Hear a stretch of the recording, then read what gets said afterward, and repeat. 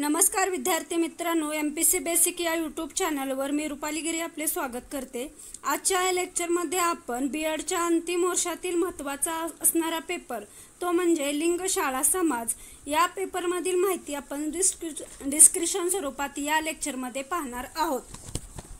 मला खूप जणांनी कमेंट केलेली होती की आमच्याकडे पुस्तक अवेलेबल नसल्यामुळे आम्हाला परीक्षेचा अभ्यास करता येत नाही, त्यामुळे मी माझ्याकडे असलेल्या पुस्तकांचा उपयोग करून तुम्हाला घटक वाईज म्हणजे युनिट वाईज तुम्हाला मी लेक्चर टाकीत जाईल। या लेक्चरमध्ये लिंग शाळा समाज या पुस्तकातील पहिला घटक तो म्हणजे लिंग भाव समस्या ही आणि मुख्य संकल्पना याविषयी माहिती मी या लेक्चरमध्ये दिलेली आहे। अशाच प्रकारे मी बाकीचे हे चार युनिट आहेत लिंग शाळा समाजवर त्या चारही युनिटवर लेक्चर बनवल। तत्पूर्वी तुम्ही जर माझ्या चॅनलला सबस्क्राइब केलं नसेल तर चॅनलला सबस्क्राइब, लाईक आणि शेअर करा। बघा, जास्त वेळ न घालवता आपण लेक्चरला सुरुवात करूया। लिंग शाळा समाजमध्ये पहिला घटक आहे तो म्हणजे लिंग भाव समस्या आणि मुख्य संकल्पना आणि त्यामध्ये कोणकोणते उपघटक आहेत। या युनिट फर्स्ट मध्ये उपघटक आहेत ते म्हणजे लिंग भाव, लिंग जाती, लैंगिक मातृसत्ताक आणि स्त्रीवाद हे उपघटक आपल्याला या युनिट 1 मध्ये पाहायचे आहेत। बघा, मग पहिला उपघटक आहे तो म्हणजे लिंग भाव। लिंग भाव म्हणजे नेमकं काय बघा, त्याची व्याख्या बघा।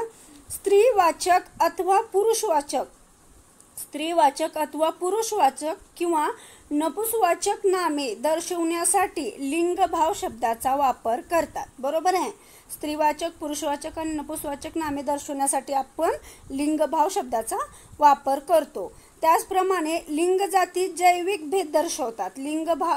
लिंग जाती काय दर्शवतात ते प्रश्न आलेला आहे, जे बरेच विद्यापीठाच्या परीक्षा झालेल्या आहेत त्या परीक्षामध्ये हा प्रश्न विचारलेला आहे, त्यामुळे तुम्ही हे लक्षात ठेवा की लिंग जाती काय दर्शवते, जैविक भेद दर्शवते। बरोबर आहे, आणि लिंग भाव काय दर्शवते, सांस्कृतिक सामाजिक विषयी माहिती दर्शवते। काय लिंग भाव आणि लिंग जाती जैविक भेद लक्षात असू द्या, खूप पेपरमध्ये प्रश्न विचारलेले आहेत याच्यावर। त्यानंतर बघा, जेंडर हा शब्द लॅटिन जीनियस या शब्दापासून तयार झाला। हा असा पण प्रश्न विचारला आहे की कोणत्या शब्दापासून किंवा कुठल्या भाषेपासून तयार झालेला आहे। लॅटिन, फ्रेंच अशी तुम्हाला दिली जाते, त्यामुळे लक्षात असू द्या लॅटिन। जेंडर हा शब्द लॅटिन या जीनियस शब्दापासून तयार झालेला आहे, लक्षात असू द्या। ॲन ऑक्ले या स्त्रीवादी विदुषी प्रथम जेंडर ही संकल्पना उपयोगात आणली। जेंडर ही संकल्पना प्रथम कोणी उपयोगात आणली तर ॲन ऑक्ली यांनी ही स्त्रीवादी विदुषीने ही संकल्पना प्रथम उपयोगात आणली। त्यानंतर बघा, स्कॉट वाइन्स, तुम्हाला मी हे पॉइंट परीक्षेच्या दृष्टीने काढून दिलेले आहेत, त्यामुळे तुम्हाला ते लक्षात ठेवण्यासाठी सोपे जातील। बघा, स्कॉट वाइन्स यांनी लिंग भावाविषयी एक व्याख्या केलेली आहे, ती कशी आहे बघा। त्यांनी कशावर भर दिलेला आहे की लिंग भेदावरून जाणून घेतलेल्या फरकावर आधारित सामाजिक संबंधांचा बनवलेला घटक म्हणजे लिंग भाव होय। त्यांनी सामाजिक संबंधाच्या बनवलेल्या घटकावर व्याख्या केलेली आहे, कशाची, लिंग भावाची, लक्षात असू द्या। स्कॉट वाइन्स यांनी ही केलेली आहे। त्यानंतर बघा, जुडिया लॉर्बर यांनी ही लिंगभावाची एक व्याख्या केलेली आहे, ती कशी आहे बघा। संस्कृतीच्या मार्गाने, त्यांनी संस्कृतीवर भर दिलेला आहे, लक्षात असू द्या। जुडिया लॉर्बर संस्कृतीच्या मार्गाने सामाजिक जीवनाचे संघटन करण्यासाठी मानवाने निर्माण केलेली संस्था म्हणजे लिंगभाव, ही व्याख्या जुडिया लॉर्बर यांनी केलेली आहे।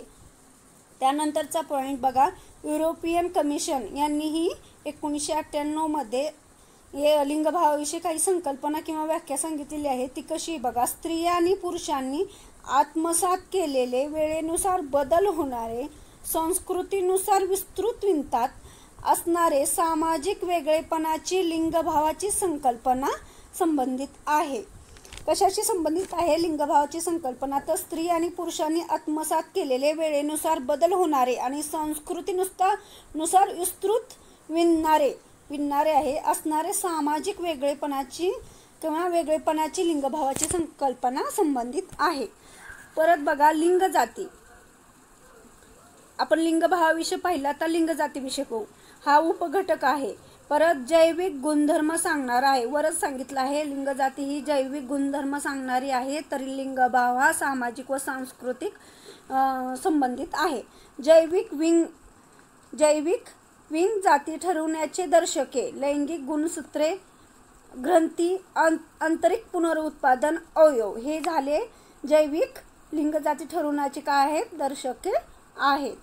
त्यानंतर बघा बेरॉन आणि बिर्ने यांनी काय सांगितले बघा, लिंग जाती म्हणजे गर्भधारणेवेळी अस्तित्वात असणाऱ्या गुणसूत्रावर शरीराची ठेवण आणि शारीरिक बदल अवलंबून असणे होय, अशी लिंग जातीची व्याख्या बेरॉन बिर्ने यांनी केलेली आहे. लिंगभाव ही संकल्पना कशी आहे, मानवनिर्मित आहे आणि लिंग जाती ही संकल्पना कशी आहे, निसर्ग निर्मित आहे. आपण मुला मुलीची लिंग जात बदलू शकत नाहीये, ती निसर्ग निर्मित आहे. पण लिंगभाव हा सामाजिक आणि सांस्कृतिक आहे, तो ज्या दृष्टिकोनातून निर्माण होतो हे लक्षात असू द्या. त्यानंतरचा पॉइंट आहे लैंगिकता. लिंगभाव पाहिला, परत लिंग जाती पाहिली, आता लैंगिकता. लैंगिक ओळख, आकर्षण यामध्ये भिन्न लैंगिकता, समलैंगिकता आणि उभयलिंगी विचित्र लैंगिकता यांचा समावेश होतो. एवढं लक्षात असू द्या. लैंगिकतामध्ये काय कशाचा समावेश होतो, तो समलैंगिकता, उभयलिंगी किंवा विचित्र लैंगिकता यांचा समावेश होतो. त्यानंतर बघा मातृसत्ताकाची संकल्पना. तुम्हाला माहीत आहे की पितृसत्ताक आहे, आपण वाचण्यात आहे की पितृसत्ताक म्हणजे कुटुंबावर पुरुषांचं वर्चस्व असतं आणि कुटुंबाचं सगळी व्यवस्था किंवा आर्थिक राजकीय हे सगळं पुरुषांच्या हातात असतंच. पण तसंच एक मातृसत्ताक कुटुंब व्यवस्था आहे, त्याची संकल्पना आपण थोडक्यात जाणून घेऊ. बघा कुटुंब वा समाज ज्यात अधिकार आणि वंश महिलाद्वारा चालवला जातो. आतापर्यंत आपण हे पाहिलेलं आहे की सगळ्या अधिकार हे पुरुषांना असतात, पण ह्या कुटुंब व्यवस्थेत कोणत्या मातृसत्ताकाच्या जी कुटुंब व्यवस्था आहे त्यात सर्व अधिकार आणि वंश कोणाद्वारे चालवला जातो, महिलाद्वारे चालवला जातो. त्यालाच आपण काय म्हणतो, मातृसत्ताक. आणि मातृसत्ताक कुटुंबात कौटुंबिक आणि राजकीय सत्ता स्त्रियांच्या हाती असते. कोणाच्या हाती असते, पुरुषांच्या नसून स्त्रियांच्या. काय, कौटुंबिक सत्ता आणि राजकीय सत्ता. परत वंश हा आईच्या नावाने चालवला जातो. आपण जसं वडिलांचं नाव लावतो आपल्या पाठीमागे, तसंच आपण ह्या कुटुंबसत्ताक मातृसत्ताक कुटुंब व्यवस्थेमध्ये वंश हा आईच्या नावाने चालवला जातो. त्यानंतर बघा लग्न अल्पकालिक असते. ह्या कुटुंब व्यवस्थेत लग्न हे कसं असतं, अल्पकालिक असते, कमी वेळ असतं, म्हणजे जास्त टिकणारं किंवा नसतं. पत्नीच्या नातेसंबंधात मूल वाढते. आपले मूल आपण पाहतो की वडिलांच्या घरी वाढतं, पण ह्या कुटुंब व्यवस्थेमध्ये त्या महिलेची मूल कुठं वाढते, तिच्या माहेरी. आणि मालमत्ता ही आईकडून मुलीकडे येते. मालमत्ता ही आईकडून मुलीकडे येते. पुरुषाला आर्थिक संपत्तीचा अधिकार नसतो. परत भारतातील अनेक आदिवासी समूहामध्ये ही प्रथा आढळून येते. भारतातील असे बरेच आदिवासी समूह आहे जिथे मातृसत्ताक कुटुंब व्यवस्था पाहायला मिळते. त्यामध्ये बघा खासो आहे, परत गारो, मालाबार येथील जे नायर जमात आहे, नायर जमातीत ही मातृसत्ताक कुटुंब व्यवस्था आपल्याला पाहायला मिळते. त्यानंतर बघा वंश लिहिण्यासाठी मुलगी नसेल, वंश वाढवण्यासाठी असं आहे इथं, वंश वाढवण्यासाठी मुलगी नसेल तर मुलीला दत्तक घेतले जाते. आता आपण पाहिलेलं आहे की वंश वाढवण्यासाठी मुलगा नसेल तर मुलाला दत्तक घेतलं जातं, पण ह्या मातृसत्ताक कुटुंब व्यवस्थेमध्ये जर मुलगी नसेल तर मुलीला दत्तक घेतलं जातं. बघा ही संकल्पना क्लिअर झाली. लिंगभाव झाली, लिंगजाती झाली, लैंगिकता झाली, परत मातृसत्ताक कुटुंब व्यवस्था झाली. आता आपण स्त्रीवाद म्हणजे नेमकं काय ते पाहू. स्त्रीवाद म्हणजे बघा स्त्रियांनी त्यांच्या हक्कासाठी ज्या चळवळी वगैरे स्थापन केल्या त्याच्या संदर्भात ही माहिती आहे. त्यामुळे बघा तुम्ही 1970च्या मध्यात आणि शेवटी स्त्रियांच्या असंख्य संघटना उदयास आल्या. तुम्हाला माहिती आहे की भारताला जेव्हा स्वातंत्र्याचा लढा किंवा चळवळ चालू होती स्वातंत्र्य मिळवण्यासाठी, तेव्हा पण खूप साऱ्या स्त्रिया सहभागी झालेल्या होत्या. त्याचप्रमाणे पण जास्त स्त्रियांच्या चळवळी त्यांच्या हक्कासाठी कधी सुरू झाल्या, 1970च्या मध्यात आणि शेवटी. त्यानंतर बघा लिंग पक्षपात, लिंगभावाप्रती अधिक दाखवण्याचे वर्तन. त्याचप्रमाणे लिंग पक्षपात हा सुद्धा काय आहे, लिंग पक्षपात म्हणजे काय? मुलगा मुलग्यांचे वेगळी वागणूक देणे. त्यात कशाचा समावेश होतो? त्याच्यात लिंग भावाप्रती काय? एखाद्याला उच्च दाखवलं जातं, म्हणजे बघा मुलाला उच्च दाखवलं जातं, मुलांचे लाड केले जातात आणि मुलींना तसं केलं जात नाही. हे लिंग भावाप्रती अधिक दाखवण्याचं वर्तन म्हणजेच लिंग पक्षपात. एक लिंग भावाचे दुसऱ्या लिंग भावाप्रती असलेला पूर्वग्रह म्हणजे लिंग पक्षपात ही व्याख्या लक्षात असू द्या.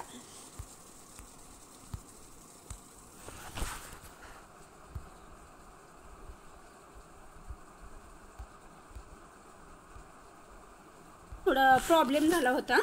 आता बघा पुढे ही व्याख्या लक्षात असू द्या. एका लिंग भावाचे दुसऱ्या लिंग भावाप्रती असलेला पूर्वग्रह म्हणजे लिंग पक्षपात होय. त्यानंतर बघा लिंग पक्षपाताची काही क्षेत्रे आहेत. बघा लिंग पक्षपात कुठे केला जातो? मुलगा मुलगी हा समान भेद केला जातो ह्यांच्यामध्ये, त्यांना समान मानलं जात नाही. मग त्याचं जास्त प्रमाण कुठं आहे? तर बघा जन्मल्या ही मुलगी ही मुलगा हे सुरू झालं असतं, तसं तरी जन्माच्या आधीपासूनच असतं. त्यानंतर लालन पालन म्हणजे बघा मुलांना खायला प्यायला चांगले कपडे चांगले, तसं मुलीला केलं जात नाही. आता बरीचशी परिस्थिती सुधारली आहे, असं एवढंच भेद केला जात नाही. पण आणखी खेडेगावात किंवा जिथं साक्षर लोक नाही तिथं आणखी हे प्रमाण चालू आहे. स्त्रियांचे सबलीकरण त्यामध्ये पण लिंग पक्षपात केला जातो. पुन्हा वेतनात तफावत बघा जिथं असंघटित क्षेत्र आहे, म्हणजे बघा रोजगार करून खाणारे शेतकरी लोक जे आहेत तिथं पण रोजगार देताना महिलांना कमी दिला जातो आणि पुरुषांना अधिक दिला जातो, म्हणजे वेतनात पण तफावत आढळते.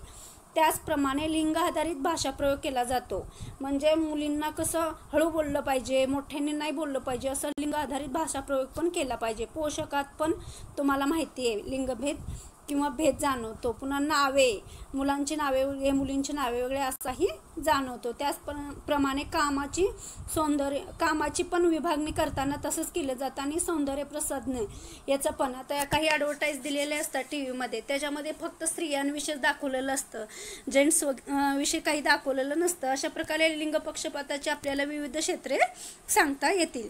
त्यानंतर बघा 2001 मध्ये स्त्री पुरुष यांच्यातील साक्षरतेचे अंतर किती आहे? बघा ह्या लिंग पक्षपातामुळे काय झालेलं आहे? महिला कमी शिकत आहेत, त्याच्यामुळे 2001 मध्ये स्त्री पुरुष यांच्यातील साक्षरतेचे प्रमाण बघा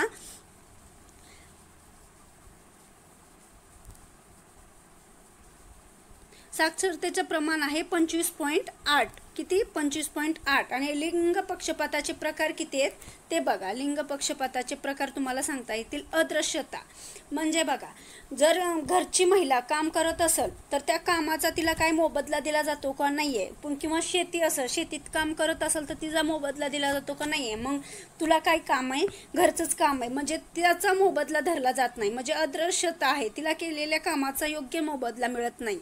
त्यानंतर बघा साचेबद्धता म्हणजे ताठर वैशिष्ट्य आहे, मुलांनी असंच वागलं पाहिजे, मुलींनी असंच वागलं पाहिजे, हे लिंग पक्षपाताचा प्रकार तुम्हाला सांगता येईल. त्याचप्रमाणे असंतुलन व निवडकपणा. स्त्री लेखिका आता बघा एखादा लेख किंवा एखादी कविता लिहिली तर त्यात लेखकांची जी कविता आहे त्यांना जास्त महत्त्व दिलं जातं, पण लेखिकांच्या कवितेंना दिलं जात नाही, हे झालं असंतुलन. पुन्हा अवास्तव. इतिहासातील काही उरुडी परंपरा आहे जे स्त्रियांना नीच समजतात, त्यानुसारही आपल्याला लिंग पक्षपातपणा पाहायला भेटतो. त्याचप्रमाणे भाषिक पक्षपात, भाषाशैली सौम्य असली पाहिजे, कोणाची? मुलींची, आणि तिरसट मुलांची, असा आपण भाषिक पक्षपात केलेला असतो. त्यानंतर बघा लिंग पक्षपाताचा नकारात्मक परिणाम म्हणजे बघा लिंग पक्षपात केल्यामुळं काही नकारात्मक परिणाम होतात. जसं की बघा मुलींना जर सांगितलं की तू हे करायचं नाही, तुझं हे काम नाही आहे, तर तिचं कसं होतं, तिला जी भेटणारी प्रेरणा आहे ती कमी भेटते आणि ते काम करण्यासाठी तिनं उत्सुक राहत नाही. मग त्यामुळे काय होतं? कमी उत्पादकता. बरोबर. प्रेरणा दिली नसल्यामुळे आणि तिला असं सांगितल्यामुळे की हे तुझं काम नाही आहे, त्यामुळे तिला कुठलंही काम करताना वाटतं की आपल्याला हे जमणार नाही, म्हणून काय होतं? कमी उत्पादकता. तिनं काम नाही केलं तर तिला रोजगार नाही भेटणार किंवा तिची आर्थिक परिस्थिती सुधारणार नाही आणि त्यानंतरच त्याचा परिणाम राष्ट्रावर पण होतो, म्हणजे कमी उत्पादकता. मग परत प्रमोशन. मग कुठलंही काम करताना जर आधी प्रमोशन द्यायचं असेल तर आधी कोणाचा? पुरुषांचा विचार केला जातो. बरोबर. पुरुषांचा विचार केला जातो, महिलांचा विचार केला जात नाही. म्हणून पुरुषाला प्रमोशन देताना महिलाच्या आधी पुरुषांचा विचार केला जातो। त्यानंतर बघा निरक्षरता, आत्मविश्वासाची कमतरता, निरक्षरतामुळे पण महिला पुढे जाऊ शकलेली नाही आहे आणि तिच्यात आत्मविश्वास निर्माण केलेला नसल्यामुळे किंवा तिला सांगितल्यामुळे की हे तू करू शकते, त्यामुळे ही ती मागे राहिलेली आहे। परत संस्कृती संवर्धनात अडचणी, बऱ्याच संस्कृती आहेत की ते महिलांना नीच दाखवतात, त्यामुळे काही तिची प्रगती होण्यापासून ते त्यांना थांबवतात। त्याचप्रमाणे अन्याय सहन करण्याची वृत्ती, तिला अन्याय सहन करण्याची वृत्ती झालेली असते। हे लिंग पक्षपाताचे नकारात्मक कारणे आहेत, ह्याच्यामुळे हे सगळे परिणाम होतात। लिंग पक्षपात केल्यामुळे हे सर्व तिला सहन करावं लागतं। त्याचप्रमाणे जॉन स्टुअर्ट मिल यांनी काय केलेलं आहे की त्यांनी महिलाविषयी बरेचसे कार्य केलेले आहे। त्यामध्ये त्यांनी काय केलं, व्यक्ती स्वातंत्र्याचा जोरदार पुरस्कार केलेला आहे आणि त्यांचा जो ग्रंथ आहे कुठला, द सब्जेक्शन ऑफ वुमेन, हा ग्रंथ प्रसिद्ध झालेला आहे। त्यामध्ये त्यांनी स्त्रियांच्या विविध अडचणी किंवा स्त्रियांविषयी बरीचशी माहिती त्यांनी त्या ग्रंथात लिहिलेली आहे। त्यामुळे तुम्ही काय करायचं, जॉन स्टुअर्ट मिल यांचा कोणता ग्रंथ आहे असं विचारलं तर तुम्ही लक्षात असू द्या, द सब्जेक्शन ऑफ वुमेन।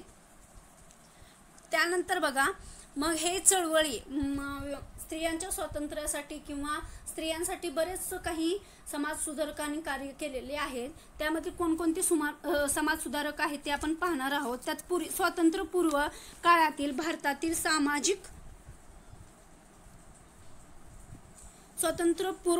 भारतातील सामाजिक सुधारणा चळवळी आणि त्यात कोणते समाज सुधारक होते याविषयी आपण माहिती पाहू। त्याचप्रमाणे आधी प्रथम बघा, ऑल इंडिया वुमेन कॉन्फरन्स आणि national federation of Indian women and women India association इत्यादी संघटनांनी काय केलेले आहे, स्त्री शिक्षण, मानव अधिकार, पद्धती आणि व्यक्तिगत अधिकार या संबंधात कार्य केलेले आहे। कशा संबंधात, स्त्री शिक्षणासंबंधात, पडदा पद्धती संबंधात आणि व्यक्तिगत अधिकार या संबंधात या सर्वांनी कुणी all India women conference, national federation of Indian women आणि वुमेन इंडिया असोसिएशन यांनी हे कार्य केलेले आहे।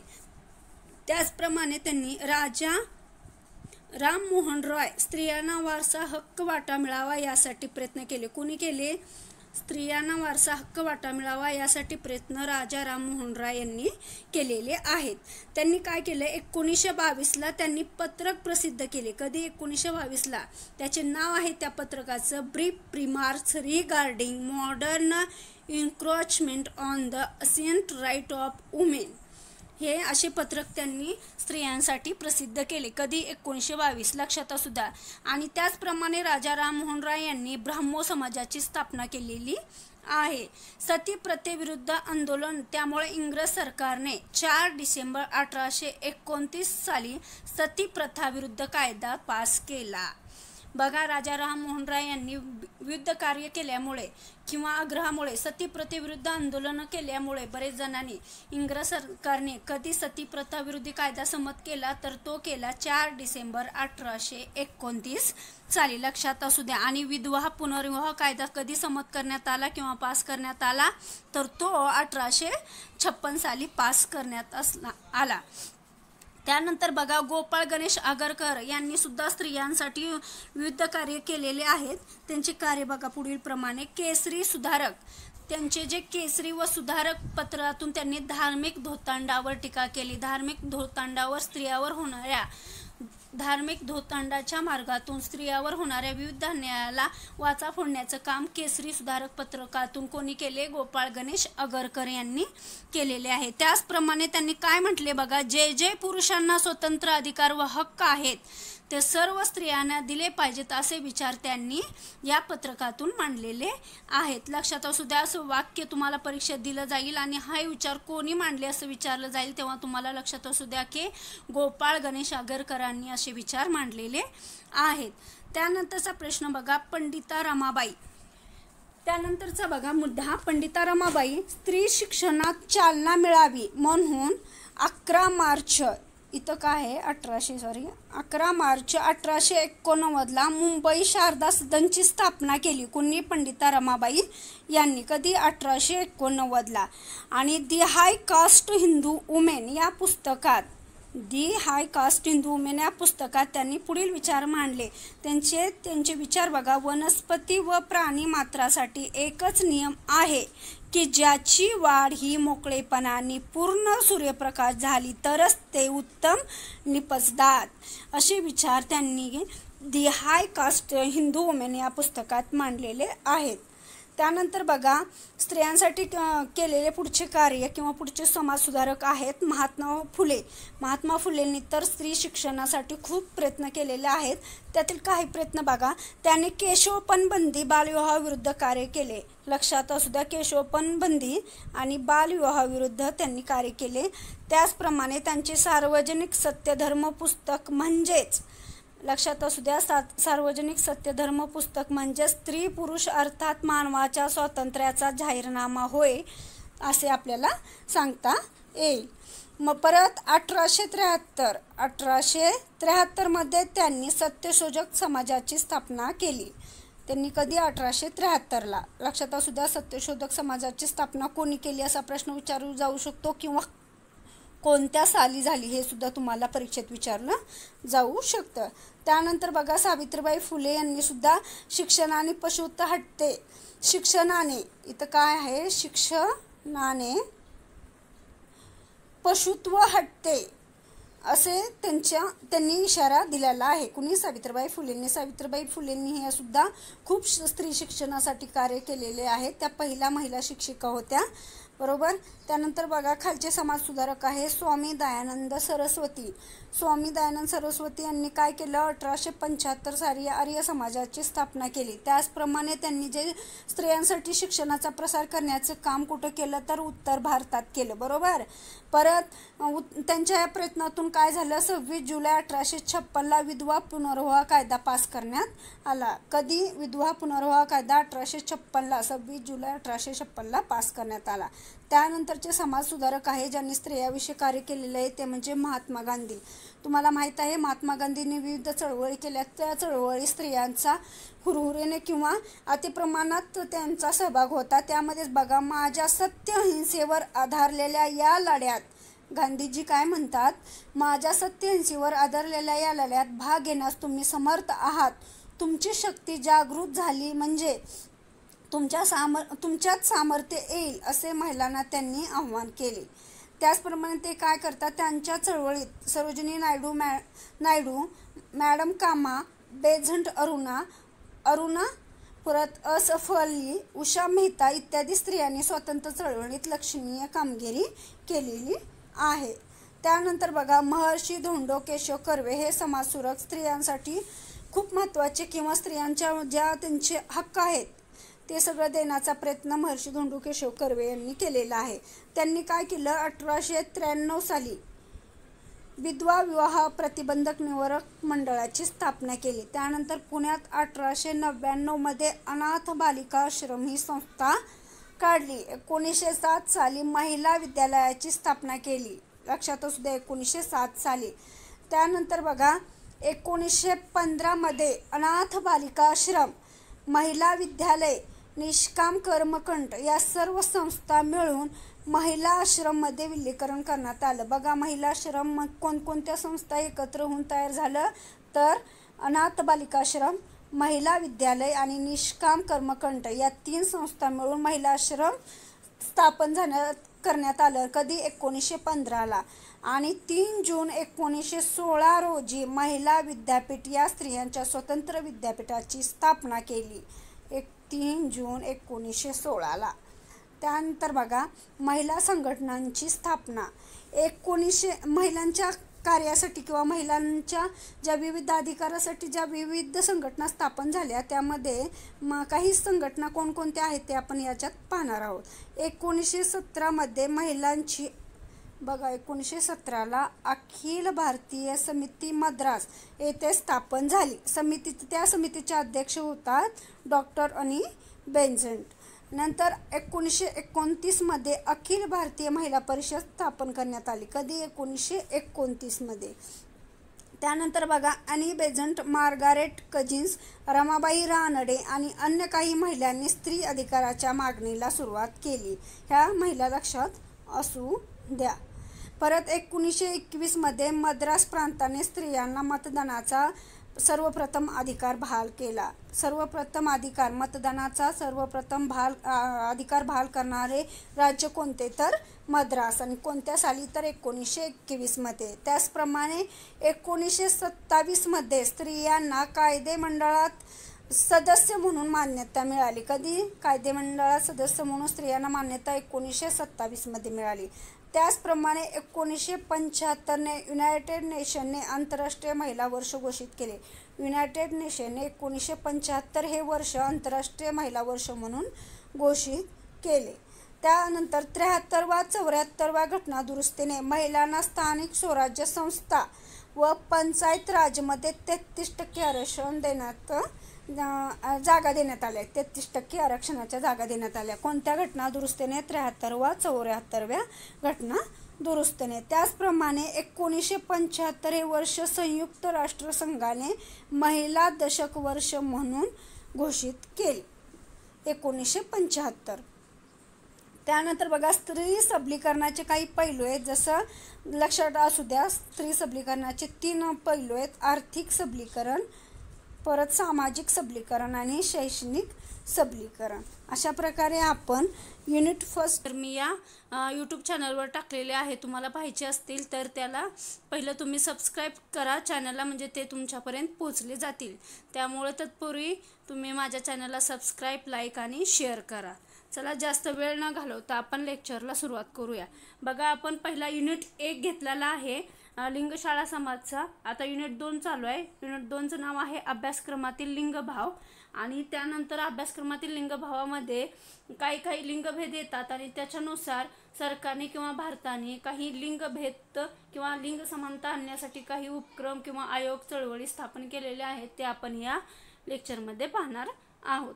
बघा, पहिलं बघा, स्वातंत्र्यपूर्व काळातील आयोग व समित्यांचा आढावा. स्वातंत्र्यपूर्व काळात काही महिलांच्या समानतेसाठी किंवा महिलांसाठी काही आयोग व समित्या स्थापन करण्यात आल्या. तर त्या कोणकोणत्या, त्या बघा. लॉर्ड बेटिंग सतीप्रथा बंद केली. हे तर मी तुम्हाला सांगितलेलं आहे. लॉर्ड बेटिंगने सतीप्रथा बंद केली. तर कधी केली ती केली आहे 1829ला, बरोबर. त्यानंतर बघा, लॉर्ड डलहौसीने 1850 मध्ये इंग्रज सरकारने भारतीय स्त्रियांच्या शिक्षणाला मदत करावी अशी शिफारस केली.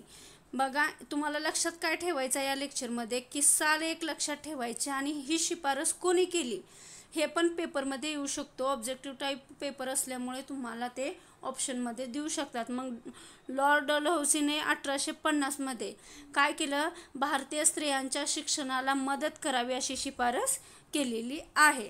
त्यानंतर बघा, वुडचा खलिता कधीचा? 1854. आणि स्टॅनलेचा खलिता कधीचा? 1859ला.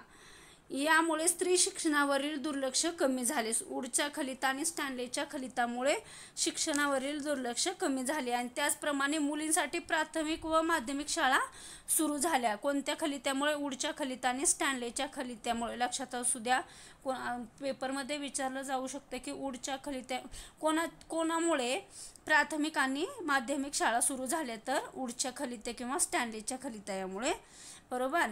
त्यानंतर बघा, 1870 मध्ये मेरी कार्पेंटर यांच्या प्रयत्नामुळे प्राथमिक शिक्षिकांसाठी पहिले प्रशिक्षण महाविद्यालय सुरू झाले.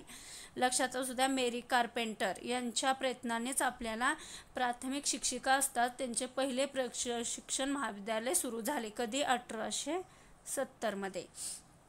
त्यानंतर बघा, 1916 मध्ये महर्षी धोंडो केशव कर्वे यांनी पहिल्या महिला विद्यापीठाची स्थापना केली. पेपरमध्ये विचारू जाऊ शकतं की पहिल्या महिला विद्यापीठाची स्थापना कधी करण्यात आली, तर त्याचा आन्सर असेल 1916ला. आणि कोणी केली असं असेल तर महर्षी धोंडो केशव कर्वे यांनी केली.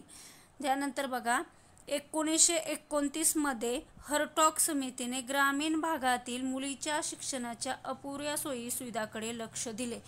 ग्रामीण भागात मुलींच्या शिक्षणाकडे खूप दुर्लक्ष केलं जातं आणि तिथली परिस्थिती खूप भयानक आहे. मुलींना 10वी किंवा 8वी पर्यंत शिकवलं जातं आणि त्यानंतर त्यांचं लग्न केलं जातं. त्याचाच एक विचार करून 1929 मध्ये हर्टॉग समितीने ग्रामीण भागातील मुलीच्या शिक्षणाच्या अपुऱ्या सोयीसुविधाकडे लक्ष दिले. लक्षात असू द्या, हर्टॉग समिती. त्यानंतर बघा 1944च्या सार्जट प्लॅनमध्ये मुले व मुली यांच्यासाठी समान शिक्षण असावे असे म्हटले आहे. सार्जट प्लॅन म्हणजे मुले मुली यांच्यासाठी समान शिक्षण असावे असं म्हटलेलं आहे. कधी? 1944ला. त्यानंतर बघा हे आपण पाहिली, स्वतंत्र पूर्व काळात काही आयोग व समित्या स्थापन झाल्या स्त्रियांच्या शिक्षणासाठी. त्यानंतर बघा स्वतंत्रोत्तर काळातील आयोग व समित्या. पाहू आता पूर्व पाहिलं, आता उत्तर म्हणजे भारताला स्वातंत्र्य मिळाल्यानंतर कोणकोणत्या आयोग आणि समित्या स्थापन झाल्या ते बघू. बघा विद्यापीठ आयोग. विद्यापीठ आयोग कधी स्थापन झाला तर तो स्थापन झाला 1948 आणि 49ला. बरोबर. कधी स्थापन झाला? 1948 ते 49ला. आणि त्यांनी कशाला महत्त्व दिलं? स्त्री व पुरुषांच्या शिक्षणात समानता असावी असं त्यांनी सांगितलेलं आहे. त्याचप्रमाणे त्यांनी या आयोगाने सुशिक्षित आणि समाजाच्या निर्मितीसाठी जे स्त्री शिक्षणाचे महत्त्व आहे ते अधोरेखित केलेले आहे. त्यानंतर बघा माध्यमिक शिक्षण आयोग 1952-53. हे पण विचारू शकता तुम्ही, हे साल लक्षात ठेवत जावा. माध्यमिक शिक्षण आयोग 1952 आणि 53. हे कोणाच्या अध्यक्षतेखाली स्थापन झाला तर तो डॉक्टर ए लक्ष्मण शास्त्री मुदलियार यांच्या अध्यक्षतेखाली स्थापन झाला. बरोबर. त्यांनी कशाला महत्त्व दिलेलं आहे? बघा त्यांनी स्त्रियांचे शिक्षण, त्याचप्रमाणे जर स्त्रियांसाठी स्वतंत्र शाळा, सहशिक्षण, स्त्री शिक्षकाची व्यवस्था, स्वतंत्र स्वच्छतागृह, क्रीडा मैदाने, सहशालेय उपक्रमाचे आयोजन यासारख्या शिफारशी कोणी केलेल्या आहेत? माध्यमिक शिक्षण आयोगाने केलेल्या आहेत. त्यांचे अध्यक्ष डॉक्टर ए लक्ष्मण शास्त्री मुदलियार.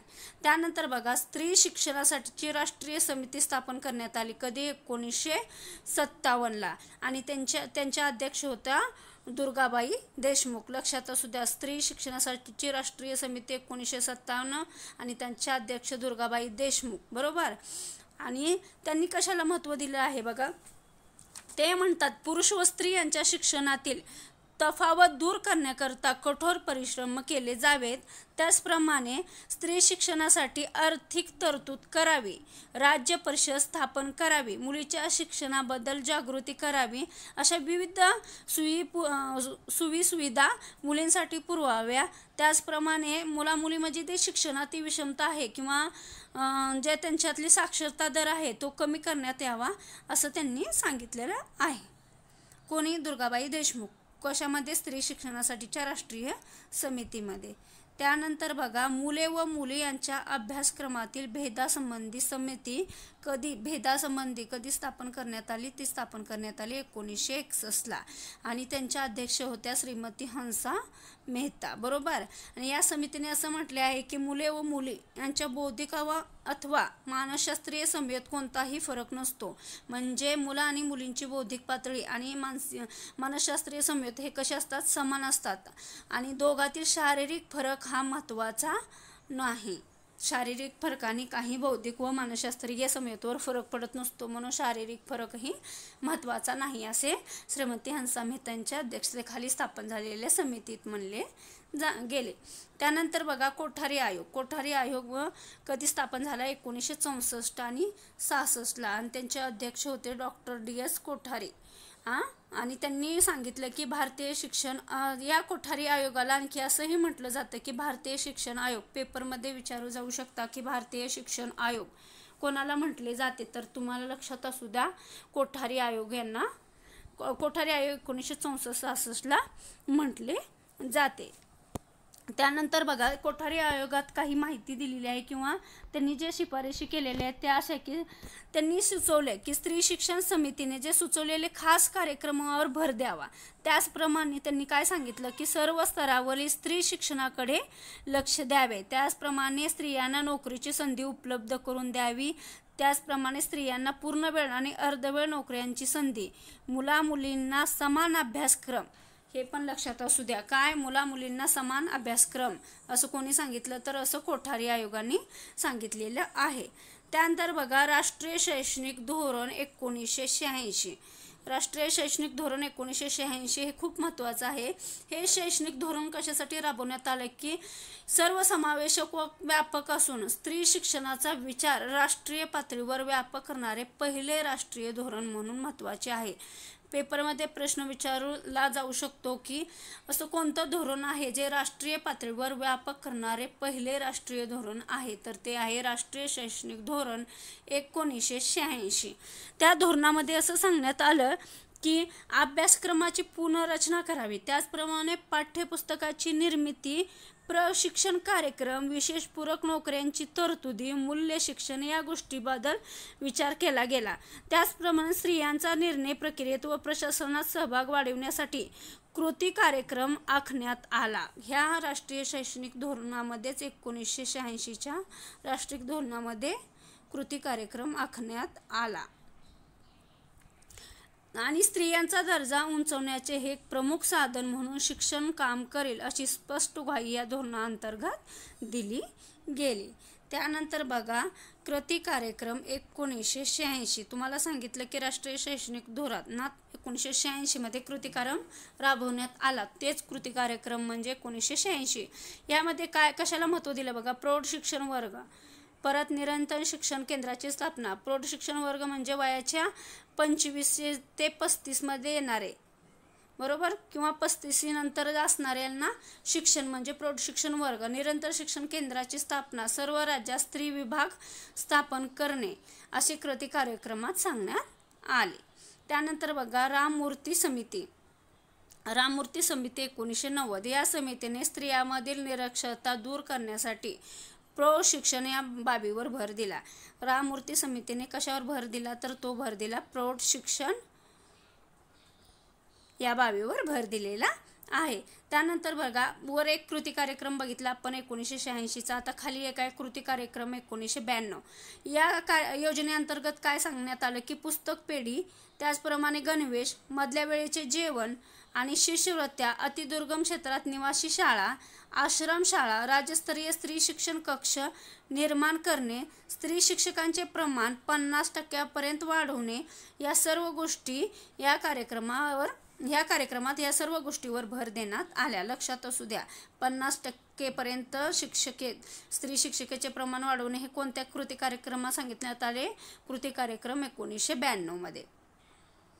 त्यानंतर बघा महिला धोरण 1994. स्वतंत्रपणे महिला धोरण जाहीर करणारे महाराष्ट्र हे देशातील पहिले राज्य आहे. महिला धोरण 1994 आणि ते धोरण जाहीर करणारे पहिलं राज्य म्हणजे महाराष्ट्र होय. आणि ह्या महिला धोरण 1994 मध्ये काही उपाययोजना सांगण्यात आल्या त्या खालीप्रमाणे बघा. जिल्हा परिषदामध्ये महिला आणि बाल कल्याण विकास समिती निर्माण करणे हे कोणी सांगितलं. महिला धोरण 1994. त्याचप्रमाणे 70% महिला सदस्य असणे हे निश्चित करण्यात आले. त्याचप्रमाणे महिला व बाल कल्याण हा स्वतंत्र विभाग स्थापन करण्यात आला. 50% महिलांनी मागणी केल्यास दारूची दुकाने बंद करण्यात येतील. नोकरी स्त्रियांना 30% आरक्षण देण्यात आले हे कोणी सांगितले. महिला धोरण 1994 हे सांगितलेले आहे. त्यानंतर बघा हे 94चं बघितलं महिला धोरण. आता आपण बघूया महिला धोरण 2001.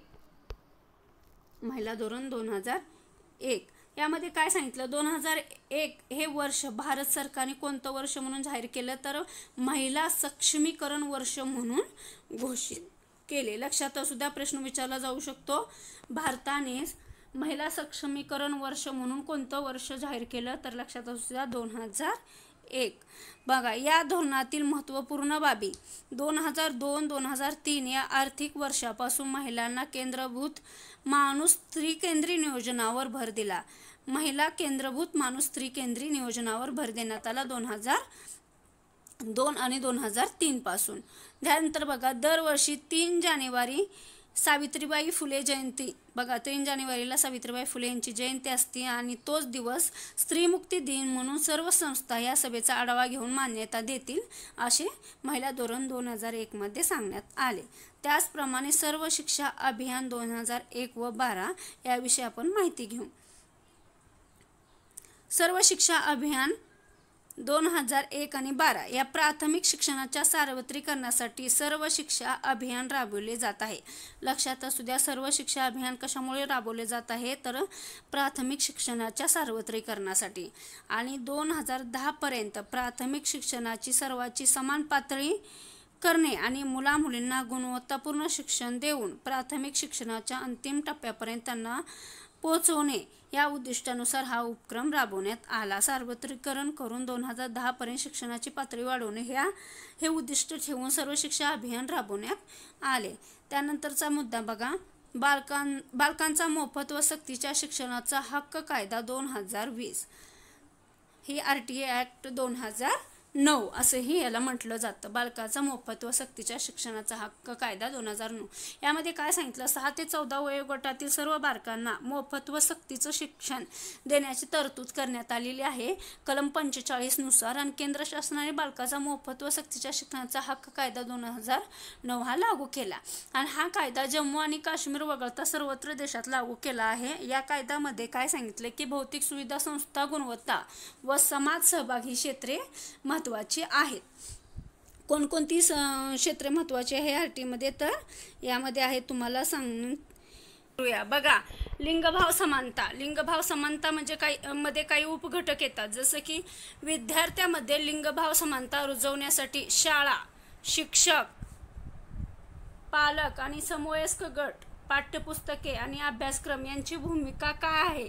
आणि त्याचप्रमाणे लिंगभाव समानता रुजवण्यासाठी सहशालेय उपक्रम कोणकोणते राबवले गेले पाहिजेत याविषयी माहिती या घटकात दिलेली आहे. त्याचप्रमाणे तुम्हाला लिंगभाव समानता आणि जीवन कौशल्य या घटकात दिलेली आहे. त्याचा अभ्यास आपण या लेक्चरमध्ये करणार आहोत. बघा, प्रथम आहे तुम्हाला पाठ्यपुस्तके आणि लिंगभाव समानता प्रस्थापित करण्यासाठी पाठ्यपुस्तकाचा कसा उपयोग होतो याविषयी माहिती आपल्याला पाहिजे आहे. बघा, तुम्हाला माहित आहे पाठ्यपुस्तकं, मुलं आणि शिक्षक हे जास्त वेळ कोणाच्या आधिपत्याखाली असतात किंवा त्यांना जास्त कशाची गरज पडते तर पाठ्यपुस्तकाची, बरोबर. मग त्याचप्रमाणे मुलींना पारंपरिक भूमिका ते प्रगत नवी भूमिका यातील बदलण्यासाठी जाणीवपूर्वक तयार करण्याचं काम अभ्यासक्रमातून होऊ शकते. तुम्हाला माहिती आहे, अभ्यासक्रम तयार केल्यानंतर पाठ्यपुस्तके इयत्ता वाईज तयार केली जातात. त्या अभ्यासक्रमातच अभ्यासक्रम तयार करताना आपण कशाला महत्त्व दिलेलं पाहिजे. आपल्याला माहिती आहे मुलींना पारंपरिक काही भूमिका असतात, त्या भूमिका जसं परंपराने चालू राहतात आणि त्या अभ्यासक्रमाच्या किंवा पाठ्यपुस्तकाच्या माध्यमातून आपण समाजापर्यंत पोहोचवत असतो. पण ती भूमिका बदलण्यासाठी अभ्यासक्रम तितकंच महत्त्वाचं आहे. त्याचप्रमाणे स्त्रीविषयक परंपरागत चालत आलेला दृष्टिकोन बदलावा यासाठी ज्या 10 गाभा घटकांचा समावेश असलेले शालेय अभ्यासक्रम देशभरात राबवला जात आहे त्यात स्त्री पुरुष समानता हे तत्व अंतर्भूत आहे.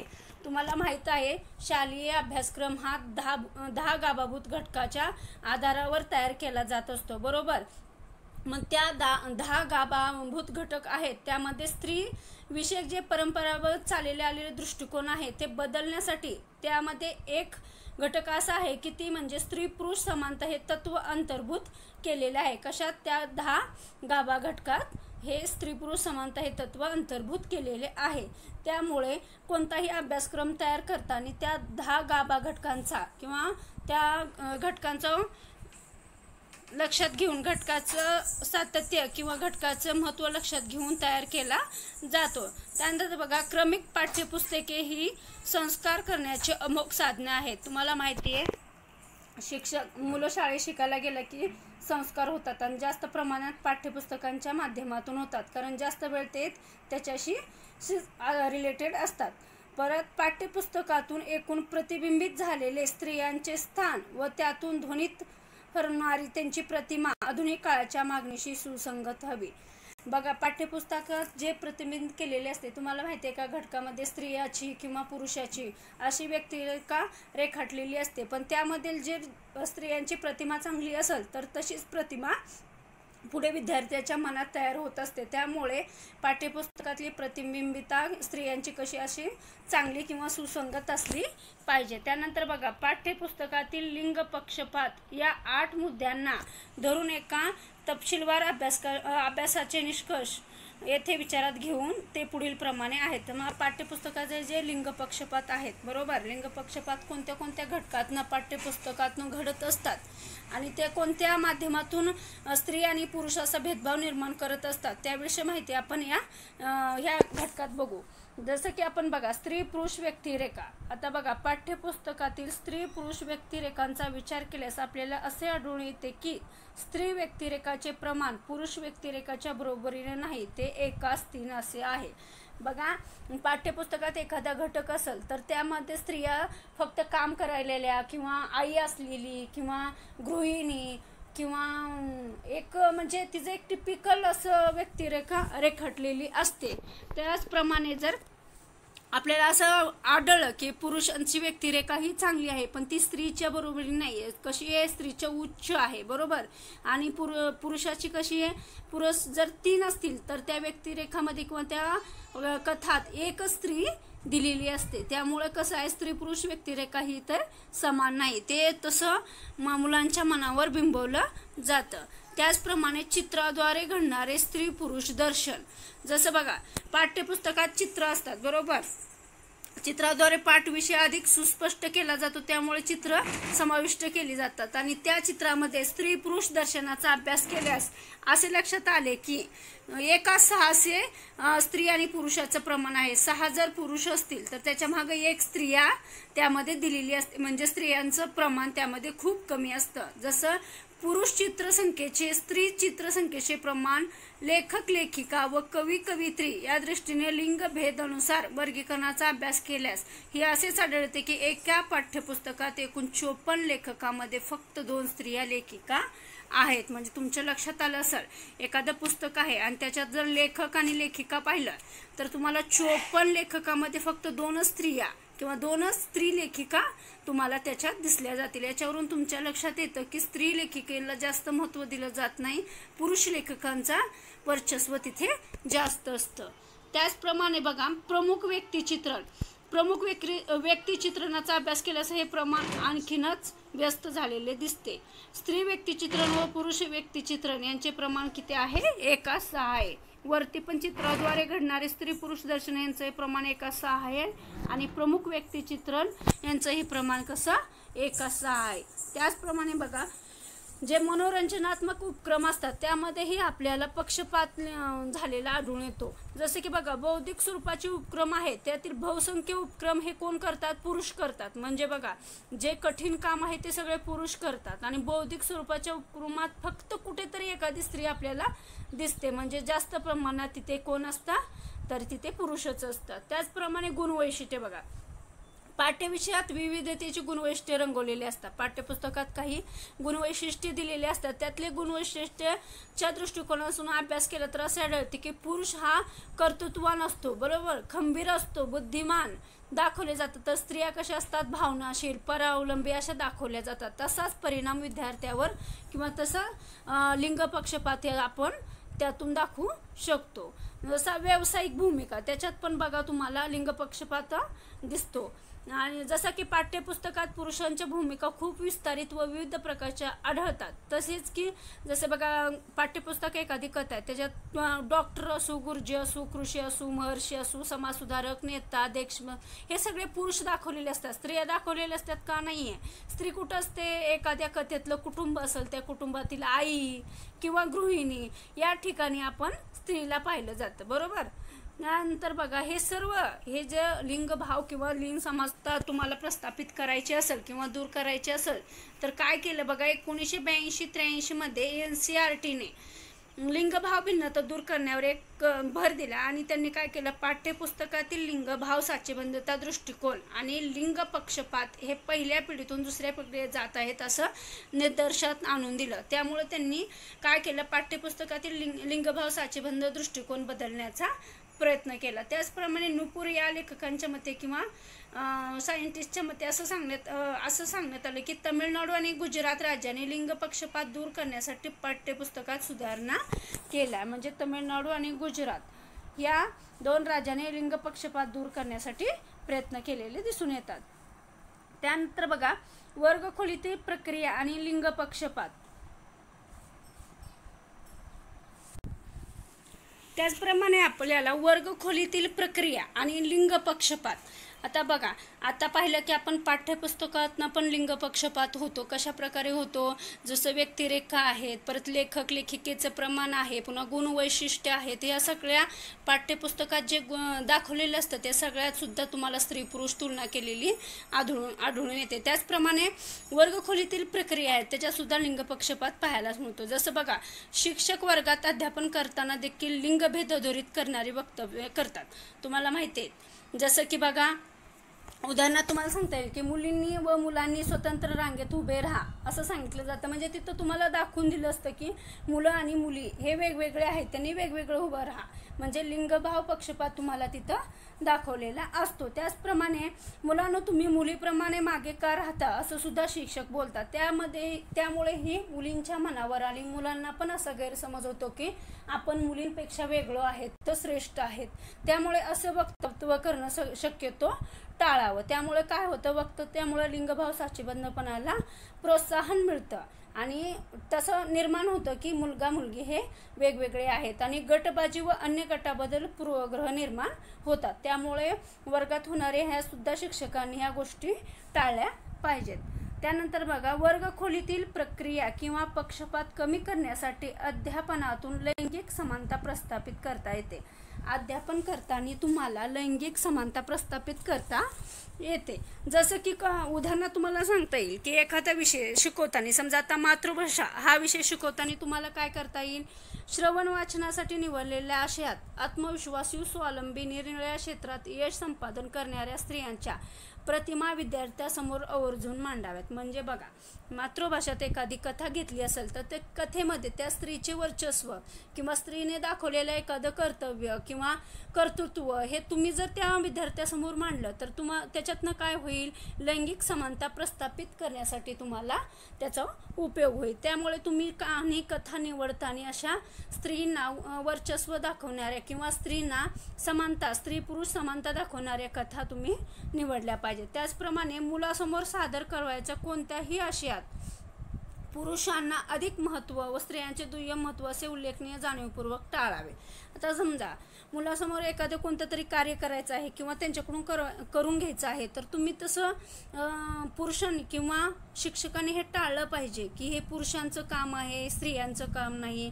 असे जे स्त्रियांना दुय्यम महत्त्व देणारे जे घटक किंवा दुय्यम महत्त्व देणारे जे कार्य आहे त्याचा उल्लेख जाणीवपूर्वक टाळला पाहिजे. त्याचप्रमाणे तुम्हाला सांगता येईल की स्वतःचे विचार व्यक्त करताना बऱ्याच वेळा मुलींच्या येणाऱ्या अनावश्यक लाजळूपणा घालून त्याच्या संभाषणातील समान सहभागासाठी जाणीवपूर्वक प्रयत्न करावे. म्हणजे त्यात काय केलं पाहिजे, मार्गदर्शनाने मुलीचा येणारा जो अनावश्यक लाजळूपणा घालून त्याला प्रयत्न केला पाहिजे कोणी शिक्षकांनी. तसंच निबंधपत्र, संवाद, मुलाखत इत्यादीसाठी विषय व्यक्तिरेखा निवडताना कर्तबगार व निर्णय क्षेत्रात यश मिळवणाऱ्या स्त्रियांशी संबंधित विषय निवडावे. जसं निबंध स्पर्धा ठेवली असेल किंवा पत्रलेखनाची, संवाद, मुलाखत घ्यायची असे जर काही असेल तर तुम्ही त्यांना जाणीवपूर्वक निवडलं पाहिजे की त्यामध्ये निबंध लिहायचा असेल तर एखाद्या स्त्रियावर जाणीवपूर्वक निवडून तुम्ही त्या स्त्रियाविषयी किंवा त्या स्त्रीविषयी अधिक माहिती तुम्ही त्या निबंधातून देऊ शकता. त्यामुळे लैंगिक समानता प्रस्थापित होण्यासाठी त्याची ही मदत होते. त्यानंतर बघा, मातृभाषेतनं तुम्ही लैंगिक समानता प्रस्थापित करण्यासाठी काय काय गोष्टी करू शकतात हे आपण पाहिलं. तर आता आपण इतिहास, नागरिकशास्त्र आणि राज्यशास्त्र या विषयातून लैंगिक समानता प्रस्थापित करण्यासाठी आपण काय करू शकतो. बघा, प्राचीन काळापासून तुम्हाला माहिती आहे की वर्तमान काळापर्यंत समाजाच्या विकासाची प्रक्रिया समजावून घेताना पोषक वातावरण असतानाही या प्रक्रियेतील स्त्रियांचे योगदान जाणीवपूर्वक मुलामुलींना समोर मांडता येईल. जसं इतिहासात घडलेल्या अनेक घटना आहेत त्यातील स्त्रियांनी खूप मोठं कर्तृत्व केलेलं आहे किंवा काही स्वतंत्र चळवळीतल्या काही स्त्रिया होऊन गेल्या त्यांच्याविषयी तुम्ही माहिती याच्यात सांगू शकता. त्याचप्रमाणे इतिहास तसेच नागरिक क्षेत्राच्या अभ्यासातून लिंगभेद, श्रद्धास्थाने, भाव याचा विचार न करता विद्यार्थ्यांना मानवी समानतेचे मूल्य समजून देण्यास मदत करणे लिंग समभाव दृष्टिकोन निर्मितीसाठी महत्त्वाचे आहे.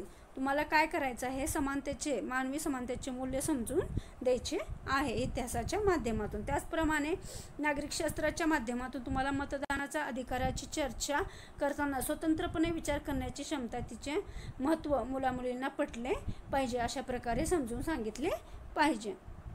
त्यानंतर बघा, भूगोल या विषयातनं तुम्ही सुद्धा लैंगिक समानता प्रस्थापित करू शकता. कसे? कोणत्याही देशाच्या प्रगतीमध्ये, आर्थिक विकासामध्ये भौगोलिक किंवा मानवी प्रयत्न यांचा वाटा असतो. प्रयत्नामध्ये स्त्री पुरुष यांचा समान वाटा असतो. कोणतेही कार्य करायचं असेल, जर स्त्री पुरुषांनी मिळून किंवा समानतेने केले असेल तर त्याचा फायदा राज्याला होतो, देशाला होतो आणि जगाला पण होतो. त्यामुळे त्यांचं एकत्रित काम करणं किंवा समानता प्रस्थापित करून समान वाटा उचलणं हे यामध्ये स्त्री पुरुषांचं खूप महत्त्वाचा प्रयत्न पाहिजे. त्यानंतर बघा, एखाद्या राष्ट्रामध्ये सर्व उत्पादक कामामध्ये स्त्रियांना समान संधी असल्याने दोन्ही घटकाचा जास्तीत जास्त सहभागामुळे राष्ट्राचा विकास होतो याची जाणीव करून द्यावी. त्याचप्रमाणे जर फक्त पुरुषच काम करत असेल आणि स्त्रिया बसून खात असेल किंवा गृहिणी म्हणून खात असेल तर त्याचा कुठंतरी राष्ट्राच्या आर्थिक परिस्थितीला फटका बसतो. जर दोघं मिळून काम करत असतील तर आर्थिक परिस्थिती सुधारण्यास त्या दोघांच्याही कार्याचा मोठा वाटा आहे. त्यामुळे दोघांनी जास्तीत जास्त सहभागामुळे राष्ट्राचा विकास होईल यासाठी दोघांनी एकत्र मिळून काम केले पाहिजे. त्याचप्रमाणे स्त्रियांच्या वरचेवर कमी होत असलेल्या प्रमाणामुळे होऊ घातलेल्या संकटाची गांभीर्यपूर्वक चर्चा घडून आणावी. त्याचप्रमाणे तुम्हाला माहीत आहे की पुरुषापेक्षा स्त्रियांचे प्रमाण हे भारतात कमी आहे. ते प्रमाण जर कमीच असंच कमी राहिलं तर खूप मोठ्या संकटाला सामोरे जावं लागेल. याविषयी सविस्तर चर्चा तुम्ही विद्यार्थ्यांशी करून त्यांना त्याची किंवा गांभीर्यपूर्ण संकटाची तुम्ही त्यांना जाणीव करून देऊ शकता. त्यानंतर बघा, कला. त्याचप्रमाणे कला ह्या विषय शिकवताना किंवा कला हा विषय विद्यार्थ्यांना आत्मसात करताना काय केलं पाहिजे? तुम्ही आत्मप्रकटीकरणाच्या संधीमुळे मुलांमध्ये सुप्रतिमा उंचवेल आणि लैंगिक समानता प्रस्थापित होईल यासाठी तुम्ही काय केले पाहिजे? मुखवटे बनवणे, लाकूड कोरीकाम यामध्ये दोघांचाही जाणीवपूर्वक सहभाग घेतला पाहिजे. त्यातूनही लैंगिक समानता प्रस्थापित होते. त्याचप्रमाणे लिंग भेदभाव नष्ट करण्यासाठी काही बाबी महत्त्वाच्या आहेत त्या खालीलप्रमाणे की जसं बघा, समान अधिकार समान आदर. मुलगा मुलगी असा भेदभाव न करता आपण समान अधिकार देऊन समान आदर केला गेला पाहिजे. जसा की समान कामाचा अधिकार. शाळेचे सहकारी वृत्तीने मुले मुली वावरताना दिसतात, मात्र शाळेतील मानवी घटक विशेषतः शिक्षकांनी जर फक्त मुलांना कामे सांगितली तर त्यातून मुलींना सुरक्षित क्षेत्रात राहण्याची सवय लागून आपले हे काम नाही अशी वृत्ती निर्माण होते. जसं तुम्ही मुलांना शाळेमध्ये कामं सांगता तसंच तुम्ही मुलींनाही सांगितले पाहिजे. मुलांना सांगितलं तर मुलींच्या मनात असं ग्रह निर्माण होतो की आपलं ते काम नाही, आपण ते केलं ना पाहिजे असं ग्रह निर्माण होतो. त्याहून लैंगिक भेदभाव होण्याची शक्यता असते. त्यामुळे लैंगिकता समानता प्रस्थापित करण्यासाठी तुम्हाला दोघांनाही समान कामं सांगावी लागतात. त्यानंतर बघा, अध्यापन करताना विविध अध्यापन पद्धती असतात.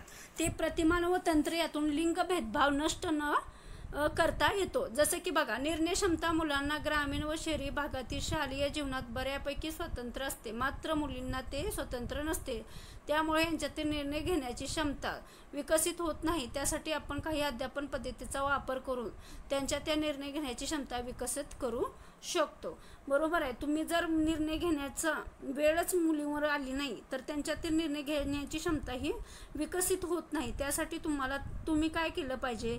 विद्यार्थीवर किंवा मुलींवर निर्णय घेण्यासाठी एखादे कार्य त्यांच्यावर सोपवून दिलं पाहिजे की बाबा हे निर्णय तू घेत. त्याच्यामुळे काय होईल? त्यांच्यात निर्णय क्षमता विकसित व्हायला प्रयत्न होईल आणि ते विकसित करण्यासाठी तुम्हाला विविध अध्यापन पद्धतीचा उपयोगही करता येईल. जसं की बघा, व्याख्यान पद्धती. पहिली आहे व्याख्यान पद्धती. व्याख्यान पद्धतीच्या माध्यमातून काय होतं?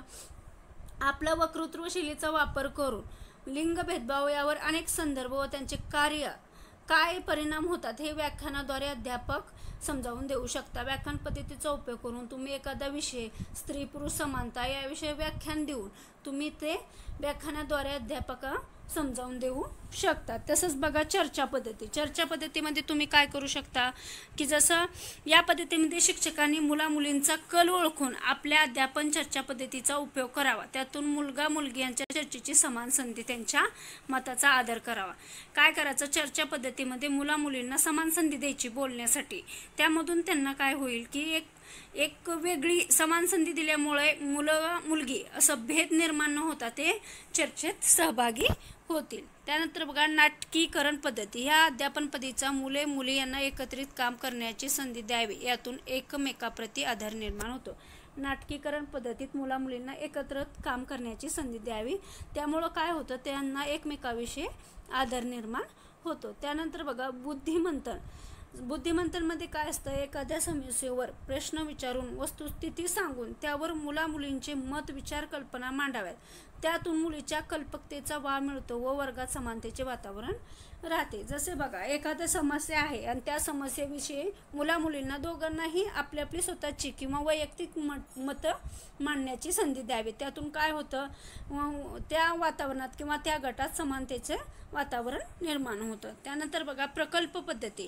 प्रकल्प पद्धती या पद्धतीमध्ये काय करायचं, एकत्रित काम केल्याने एकमेकाप्रती आदर सामंजस्य वाढत जाते व स्वतःच्या कल्पना विकसित होतात आणि सर्जनशीलता विकसित होते. प्रकल्प पद्धतीमध्ये का माहिती आहे तुम्हाला की विद्यार्थ्यांना स्वतः कृती करावी लागल्यामुळे त्यांच्यात सर्जनशीलता विकसित होते आणि स्वतःच्या कल्पना पण विकसित होतात आणि एकमेकाप्रती आदर सामंजस्य वाढत असते. असंही तुम्ही प्रकल्प पद्धतीत जर एकत्रित मुला मुलींना ठेवून त्यांना जर कामं दिली तर त्यांच्यात सुद्धा लैंगिक समानता प्रस्थापित होण्यासाठी मदत होते. त्यानंतर बघा गटकार्य. जसं मुलीचा वेगळा गट मुलांचा वेगळा गट असं न करता तुम्ही त्या एकमेकाचे काम करण्याची पद्धत विचारात घेऊन दोन्हीची एकत्रित किंवा एक गट तयार करून त्यांना कामं दिली पाहिजे आणि त्यांच्या क्षमतेची जाणीव करून त्यांना दिली पाहिजे. त्याचप्रमाणे काही विविध उपक्रम तुम्ही लैंगिकता समानता प्रस्थापित करण्यासाठी वापरू शकता. जसं की अध्यापनात शॉर्ट फिल्मचा वापर करणे.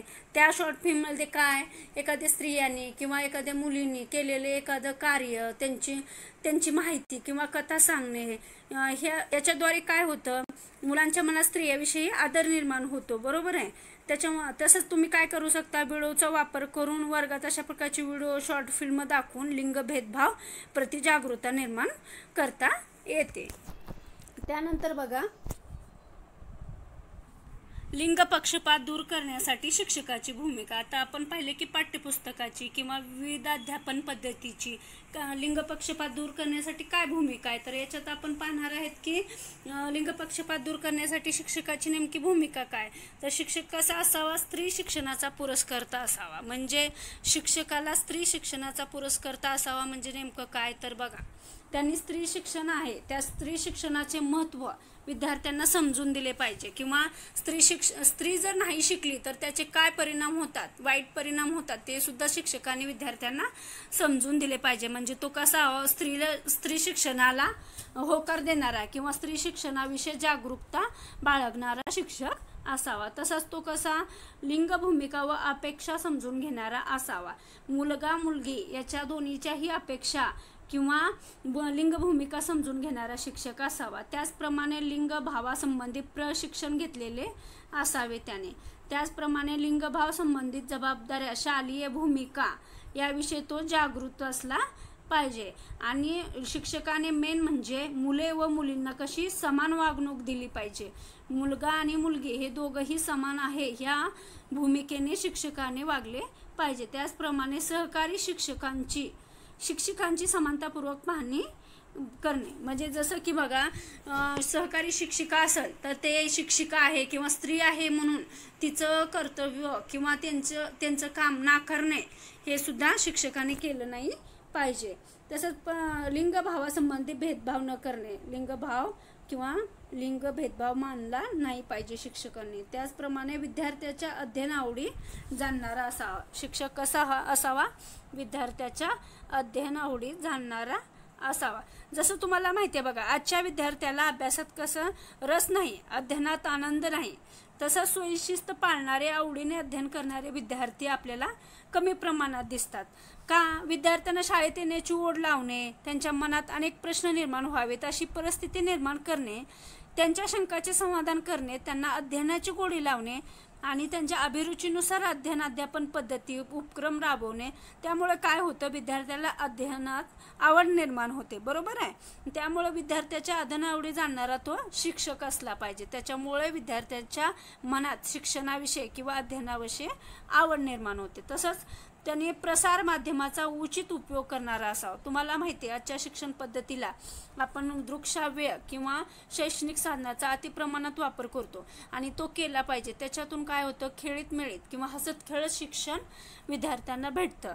जसं आजच्या विद्यार्थ्यावर प्रसार माध्यमाचा खूप प्रभाव आहे. तुम्हाला माहिती आहे जर आपण त्या प्रसार माध्यमाचा उपयोग करून त्यांना शिक्षण दिलं तर ते कधीच नाकारणार नाहीत. त्यांना उलट आवड निर्माण होईल आणि चांगले आणि वाईट यामधील फरक ओळखण्यासाठी विद्यार्थ्याला मदत करणं आजची शिक्षण पद्धती कमी पडत आहे. कारण तुम्हाला माहिती आहे जसं प्रसार माध्यमाचा चांगला उपयोग आहे तसाच वाईटही उपयोग आहे. पण तो वाईट उपयोग करायचा नाही आणि वाईट का आहे ते कशामुळे आहे आणि का टाळायचं हे कोणी सांगितलं पाहिजे, शिक्षकाने विद्यार्थ्यांना सांगितलं पाहिजे. तसंच तुम्ही प्रसार माध्यमामध्ये जे स्त्री पुरुषाच्या ज्या प्रतिमा दर्शवल्या जातात त्या सर्व वास्तव्याला धरून असतील असे नाही, बरोबर आहे. आज पालकांना आपल्या मुलांसाठी वेळ नाही. आधुनिक काळाच्या ओघात विद्यार्थी दूरदर्शन, संगणक, मोबाईल इत्यादी वस्तूचा आहारी गेलेला आहे, बरोबर आहे. आणि ती पालक शिक्षण पद्धती त्याला पर्याय उपलब्ध करून देऊ शकली नाही. म्हणून काय करायचं, प्रचंड स्पर्धेला सामोरे जाताना पालकाच्या अपेक्षाच्या ओझ्याखाली दबलेल्या, अभ्यासाचा ताण वाटत असलेल्या विद्यार्थ्याला शिक्षकच योग्य वाट दाखवू शकतात. तसं प्रसार माध्यमाचा उपयोग करून तो विद्यार्थ्याच्या मनात शिक्षणाची आवड निर्माण करू शकतो, बरोबर. त्याचप्रमाणे लिंग पक्षपाताला प्रोत्साहन न देणारा, बरोबर, जसं शाळा महाविद्यालयात पाठ्यपुस्तक आहे, अभ्यासक्रम आहे, अभ्यासपूरक उपक्रम याद्वारे लिंगभाव समानतेवर भर दिला जातो आणि तो शिक्षकांनी दिलाही पाहिजे. तरी देखील बऱ्याच पाठ्यपुस्तकामध्ये तुम्हाला माहिती आहे की लिंगभावानुसार वर्तन दर्शवले जाते. तसेच संस्कृती आणि माध्यमे यात लिंगभाव बाबतची उदाहरणे सतत विद्यार्थ्यासमोर असतात. जाहिराती बघा, मासिके, वर्तमानपत्रे, टीव्ही, इंटरनेट, संगीत, चित्रपट याद्वारे जे होणारे लिंगभावाचे प्रदर्शन आहे ते काही लिंग पक्षपाताला किंवा लिंग भेदभावाला खतपाणी घालणारेच आहेत. त्यामुळे ते टाळलं पाहिजे आणि लिंग पक्षपाताला प्रोत्साहन देणाराच शिक्षक असला पाहिजे. त्याचप्रमाणे लिंग असमानतेचे उपक्रम इथं समानतेचे आहे, लिंग समानतेचे उपक्रम राबविणारा असावा. बघा शाळेमध्ये जे शिक्षक विविध स्पर्धामध्ये मुले मुली यांचा स्वतंत्र गट बनवतात. स्पर्धा देखील मुले व मुलींसाठी वेगवेगळ्या ठेवल्या जातात. जसं उदाहरणार्थ बघा तुम्हाला सांगता येईल, मुलांसाठी मैदानी स्पर्धा, मुलींसाठी मेहंदी रांगोळी स्पर्धा, मुलींना बाहेर क्रीडा स्पर्धासाठी नेलं जातं, जोखमीची कामे दिली जातात. पण मुलींसाठी संस्थागत अडथळ्याचा सामना करावा लागतो. जसं की मुलींना बाहेर पाठवलं जात नाही, शाळा अंतर्गतच तुम्हाला स्पर्धा दिल्या जातात आणि कुमारवयीन मुले ही आपल्या समान लिंगभावाच्या सोबती निवडतात, बरोबर. त्याच्यामुळं काय होतं, असमानतेचे उपक्रम राबवणारे जे वेगवेगळे आहेत, जसं की मुलींना क्रीडा स्पर्धासाठी नेलं जात नाही, तसे उपक्रम न राबवणारा शिक्षक असावा. त्यांनी सगळ्याला समान वागणूक दिलेली पाहिजे आणि मुलगा मुलगा हा भेद न करता त्यांनी दोघांना पण समान खेळाडू किंवा समान क्रीडा स्पर्धेसाठी नेलं पाहिजे. तसंच जीवन कौशल्य आणि लैंगिकता याविषयी तुम्हाला थोडक्यात माहिती देते. जीवन जास्तीत जास्त कार्यक्षमतेने व यशस्वीपणे जगता यावे यासाठी विद्यार्थ्याची अंगभूत कौशल्ये विकसित करण्याचा सातत्यपूर्ण व सुसंगत प्रयत्न म्हणजे जीवन कौशल्य होय. बघा जीवन कौशल्य म्हणजे काय, बघा जास्त कार्यक्षमतेने यशस्वीपणे जगता यावे यासाठी विद्यार्थ्याची अंगभूत कौशल्ये विकसित करण्याचा, कौशल्य असतात अंगभूत, फक्त त्यांना विकसित करण्याचा आणि सातत्यपूर्ण आणि सुसंगत प्रयत्न म्हणजे जीवन कौशल्य होय. युनिसेफने पुढील 3 जीवन कौशल्य दिलेले आहेत, जसं की विचार कौशल्य, सामाजिक कौशल्य आणि भावनिक कौशल्य. लक्षात असू द्या युनिसेफने दिलेले आहेत. पेपरमध्ये विचारू शकतात की युनिसेफने किती जीवन कौशल्य सांगितले आहेत, तर 3 आहेत, विचार कौशल्य, सामाजिक कौशल्य आणि भावनिक कौशल्य. त्यानंतर तुम्हाला आणखी कौशल्य, जागतिक आरोग्य संघटनेने वर्ल्ड हेल्थ ऑर्गनायझेशनने काही 10 जीवन कौशल्य सांगितलेले आहेत. ते खालीलप्रमाणे, जसं की स्वजागृती, समानुपती, समस्या निराकरण, निर्णय घेणे, प्रभावी संप्रेषण, चिकित्सक विचार प्रक्रिया, सर्जनशील विचार प्रक्रिया, आंतरव्यक्ती संबंध, भावनांचे संबंध आणि ताणतणावाचे समायोजन अशा प्रकारे जागतिक आरोग्य संघटनेने 10 जीवन कौशल्य सांगितले आहे. त्यातील तुम्हाला सांगायचं झालं तर स्वजागृती म्हणजे काय बघा, जसं स्वतःच्या क्षमता, मर्यादा, आवडीनिवडी, आकांक्षा ओळखण्याची कौशल्य म्हणजे स्वजागृती होय. बरोबर, स्वतःच्या ज्या क्षमता आहेत ते ओळखण्याचे कौशल्य म्हणजे स्वजागृती. आपण कोण आहोत, कसे आहोत, आपल्यामध्ये कोणते गुण अवगुण आहेत, आपल्या क्षमता मर्यादा काय आहेत हे सगळं ओळखण्याची किंवा माहिती करून घेण्याची कला म्हणजे स्वजागृती होय. त्यानंतर बघा समानुपती. समानुपती म्हणजे काय, हे कुठलं कौशल्य ज्याच्यामध्ये अनाथ, अपंग, दुर्बल इत्यादी अपेक्षित घटकांच्या भावभावना जाणून घेऊन त्यांचे दुःख अथवा चिंता यावर मात करण्यासाठी जे सहृदयतेने मदत करतं. थोडक्यात दुसऱ्याच्या भूमिकेत शिरण्याची क्षमता म्हणजे समानुपती. बरोबर, दुसऱ्याच्या दुःख जाणून घेणारा म्हणजे समानुपती. पुन्हा आहे समस्या निराकरण. काय आहे समस्या निराकरण. समस्या निराकरण मध्ये काय येतं, उद्भवलेल्या समस्यांना यशस्वीपणे सोडवणे. बरोबर, उपलब्ध असलेल्या पर्यायामधून योग्य तो पर्याय संभाव्य पर्याय निवडून काय करायचं, कार्यवाही करण्याचे कौशल्य आपल्याला समस्या निराकरणात सांगता येतील. आलेली कुठलीही परिस्थिती असो किंवा निर्णय घेण्याची परिस्थिती असो ती योग्य ते निर्णय निवडणे म्हणजे समस्या निराकरण होय.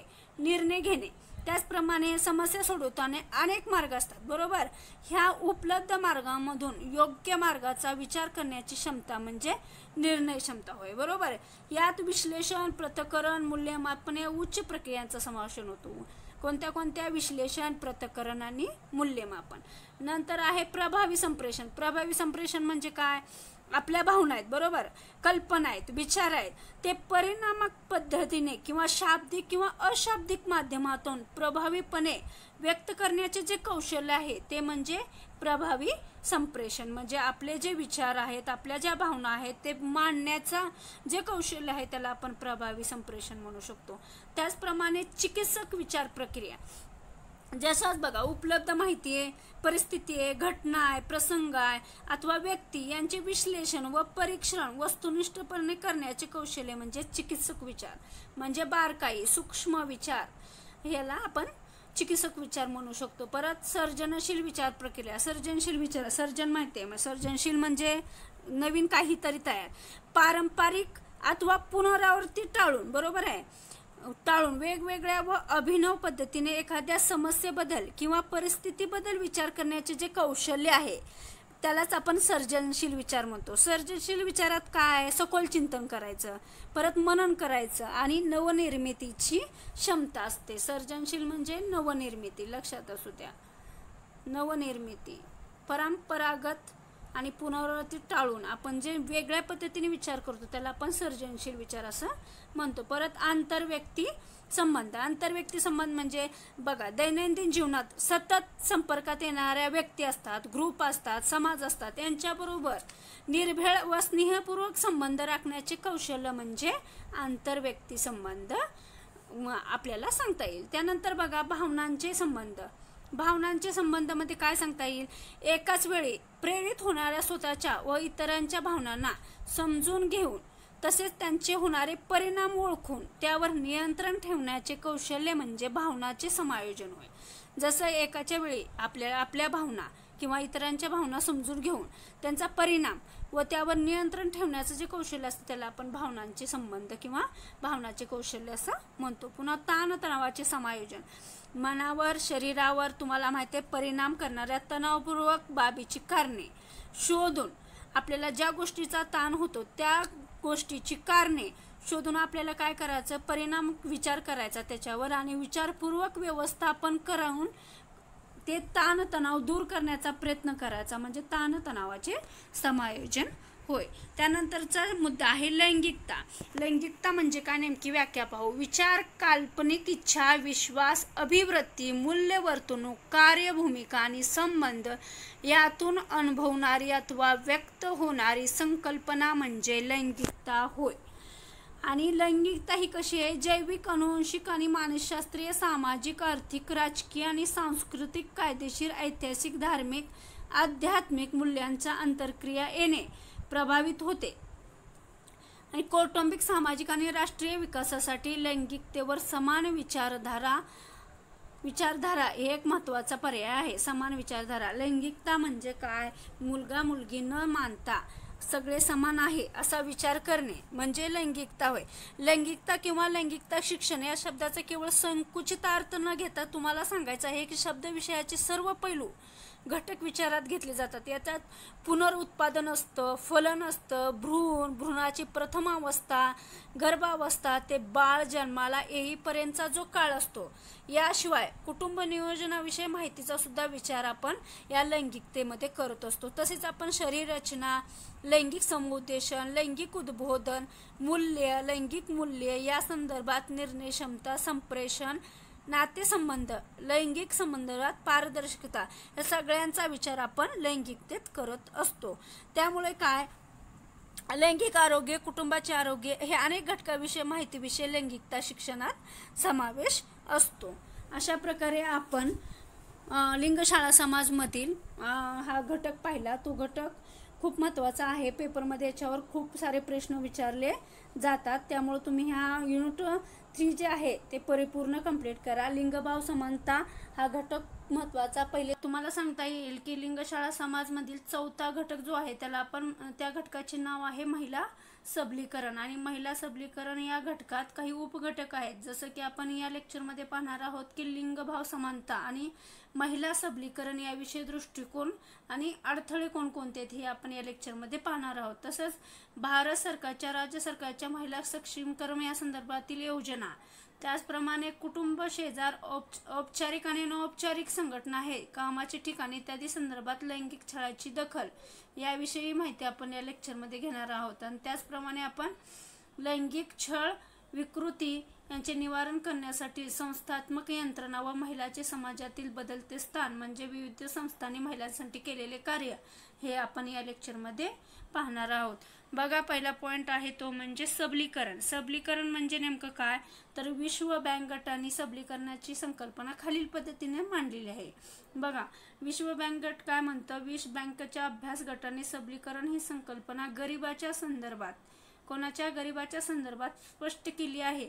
देशातील गरीबच गरिबी हटवू शकतात, कारण गरिबीचा खरा त्रास त्यांनाच होतो, असं विश्व बँक गटाने सांगितले आहे. सबलीकरण नेमकं काय, तर त्यांनी गरीब ह्या घटकाचा समावेश करून सबलीकरण दूर करण्यासाठी गरीबच त्यांची गरिबी हटवू शकतात, कारण जास्त त्रास कोणाला, गरिबीलाच होत असतो, असं त्यांनी सांगितले आहे. सबलीकरण म्हणजे नेमकं बघा, आपण रूढी परंपरांनी चालत आलेल्या काही परंपरा आहेत ज्याच्याने आर्थिक, राजकीय, सामाजिक नुकसान होतं ते दूर करून त्यातून जे नवीन किंवा सर्जनशील विचार आहेत ते विचार मांडण्याचा किंवा ते आत्मसात करण्याचा प्रयत्न म्हणजे सबलीकरण होय थोडक्यात.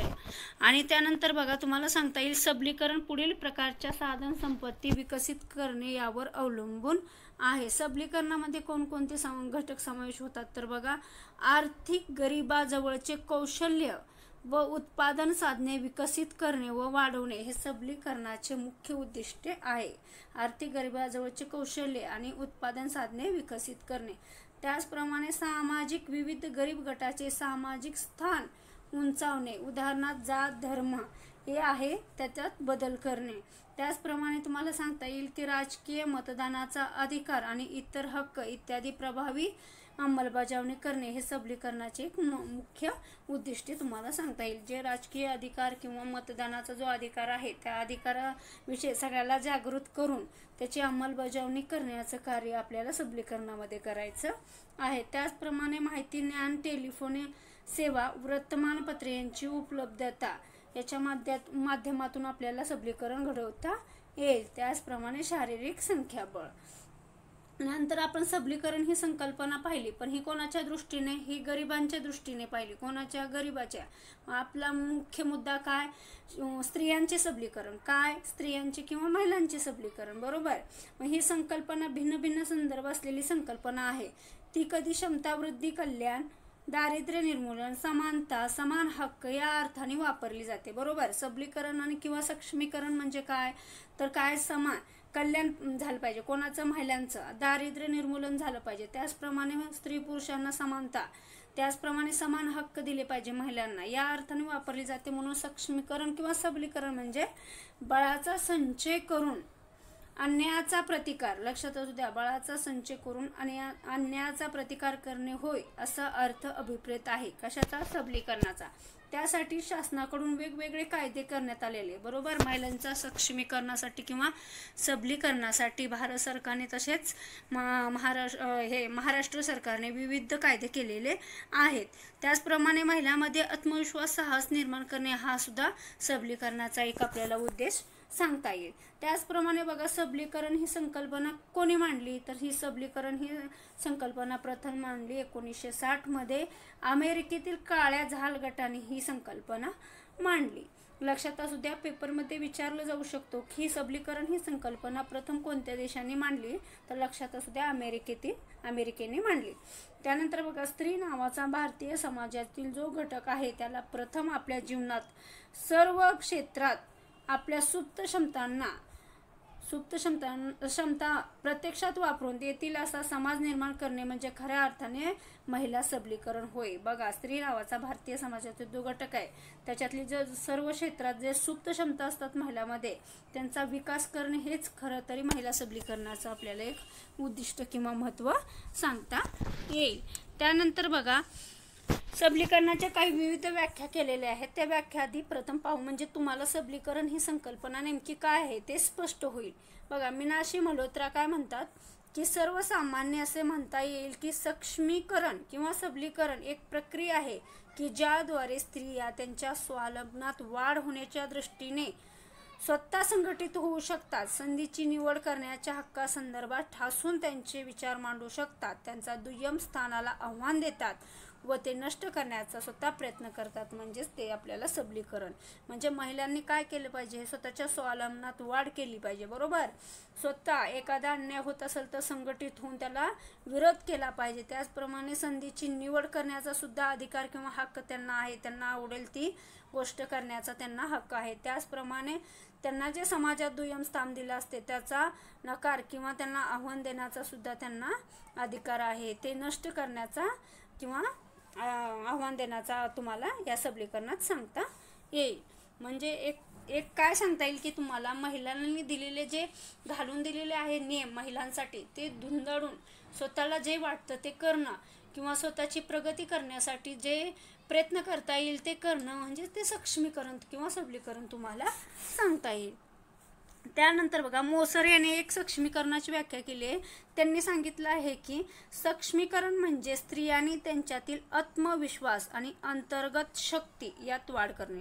लक्षात असू द्या, तुम्हाला पेपरमध्ये एखादी व्याख्या दिली जाईल आणि त्याच्यावर ही व्याख्या कोणत्या लेखकाने किंवा कोणी केलेली आहे असं विचारलं जाईल तेव्हा तुम्हाला लक्षात असू द्या की आत्मविश्वास आणि अंतर्गत शक्ती या दोन शब्दांचा वापर मोसर यांनी केलेला आहे. त्यामुळे ही व्याख्या तुमच्या कायमची लक्षात राहू शकते. मग परत बघा, कबीर यांनी केलेली व्याख्या आहे की सक्षमीकरण ही अशी प्रक्रिया आहे की ज्याद्वारे ज्यांना जीवन जगण्याच्या संधी नाकारण्यात आल्या होत्या त्यांना परत प्रदान करणे होय. या कबीर यांनी सांगितले की ज्यांना जीवन जगताना काही बंधनं घालण्यात आली ते बंधने ठुकारून एक छान प्रकारे जीवन जगण्याची जी संधी आहे त्या संधीचं सोनं करणंच म्हणजे सक्षमीकरण करणं होय किंवा सक्षमीकरण होय असं सांगण्यात आलेलं आहे. मग सबलीकरणासाठी काही घटक आवश्यक आहेत. ते कोणकोणते आहेत तर तुम्हाला सांगता येईल की सबलीकरणात सदृढ आरोग्य हे महत्त्वाचं आहे. सबलीकरण म्हणजे काय नुसती आर्थिक प्रगती नाही, त्यासाठी तुम्हाला सदृढ आरोग्य असणं गरजेचं आहे. त्याचप्रमाणे शिक्षण सुद्धा तुम्हाला आवश्यक आहे. सबलीकरण करण्यासाठी शिक्षणाची तेवढीच आवश्यकता आहे आणि आर्थिक पण सबलीकरण होणं गरजेचं आहे. म्हणजे स्त्रियांनी फक्त पुरुषांच्या पैशावर किंवा पुरुषांच्या हाताकडे बघून त्यांनी देईल तेवढे पैसे खर्चायचे आणि असं नकोय. त्यासाठी काय त्यांना आर्थिक सबलीकरण पण पाहिजे. तसंच शैक्षणिक सबलीकरण आणि सुदृढ आरोग्य पण स्त्रियांसाठी असलं पाहिजे. तसंच बघायला आता बाटलीवाला यांनी सुद्धा सबलीकरणाविषयी काही बोललेलं आहे. ते बघा, त्या म्हणतात की स्त्रीला सबल करणे ही एक प्रक्रिया आहे.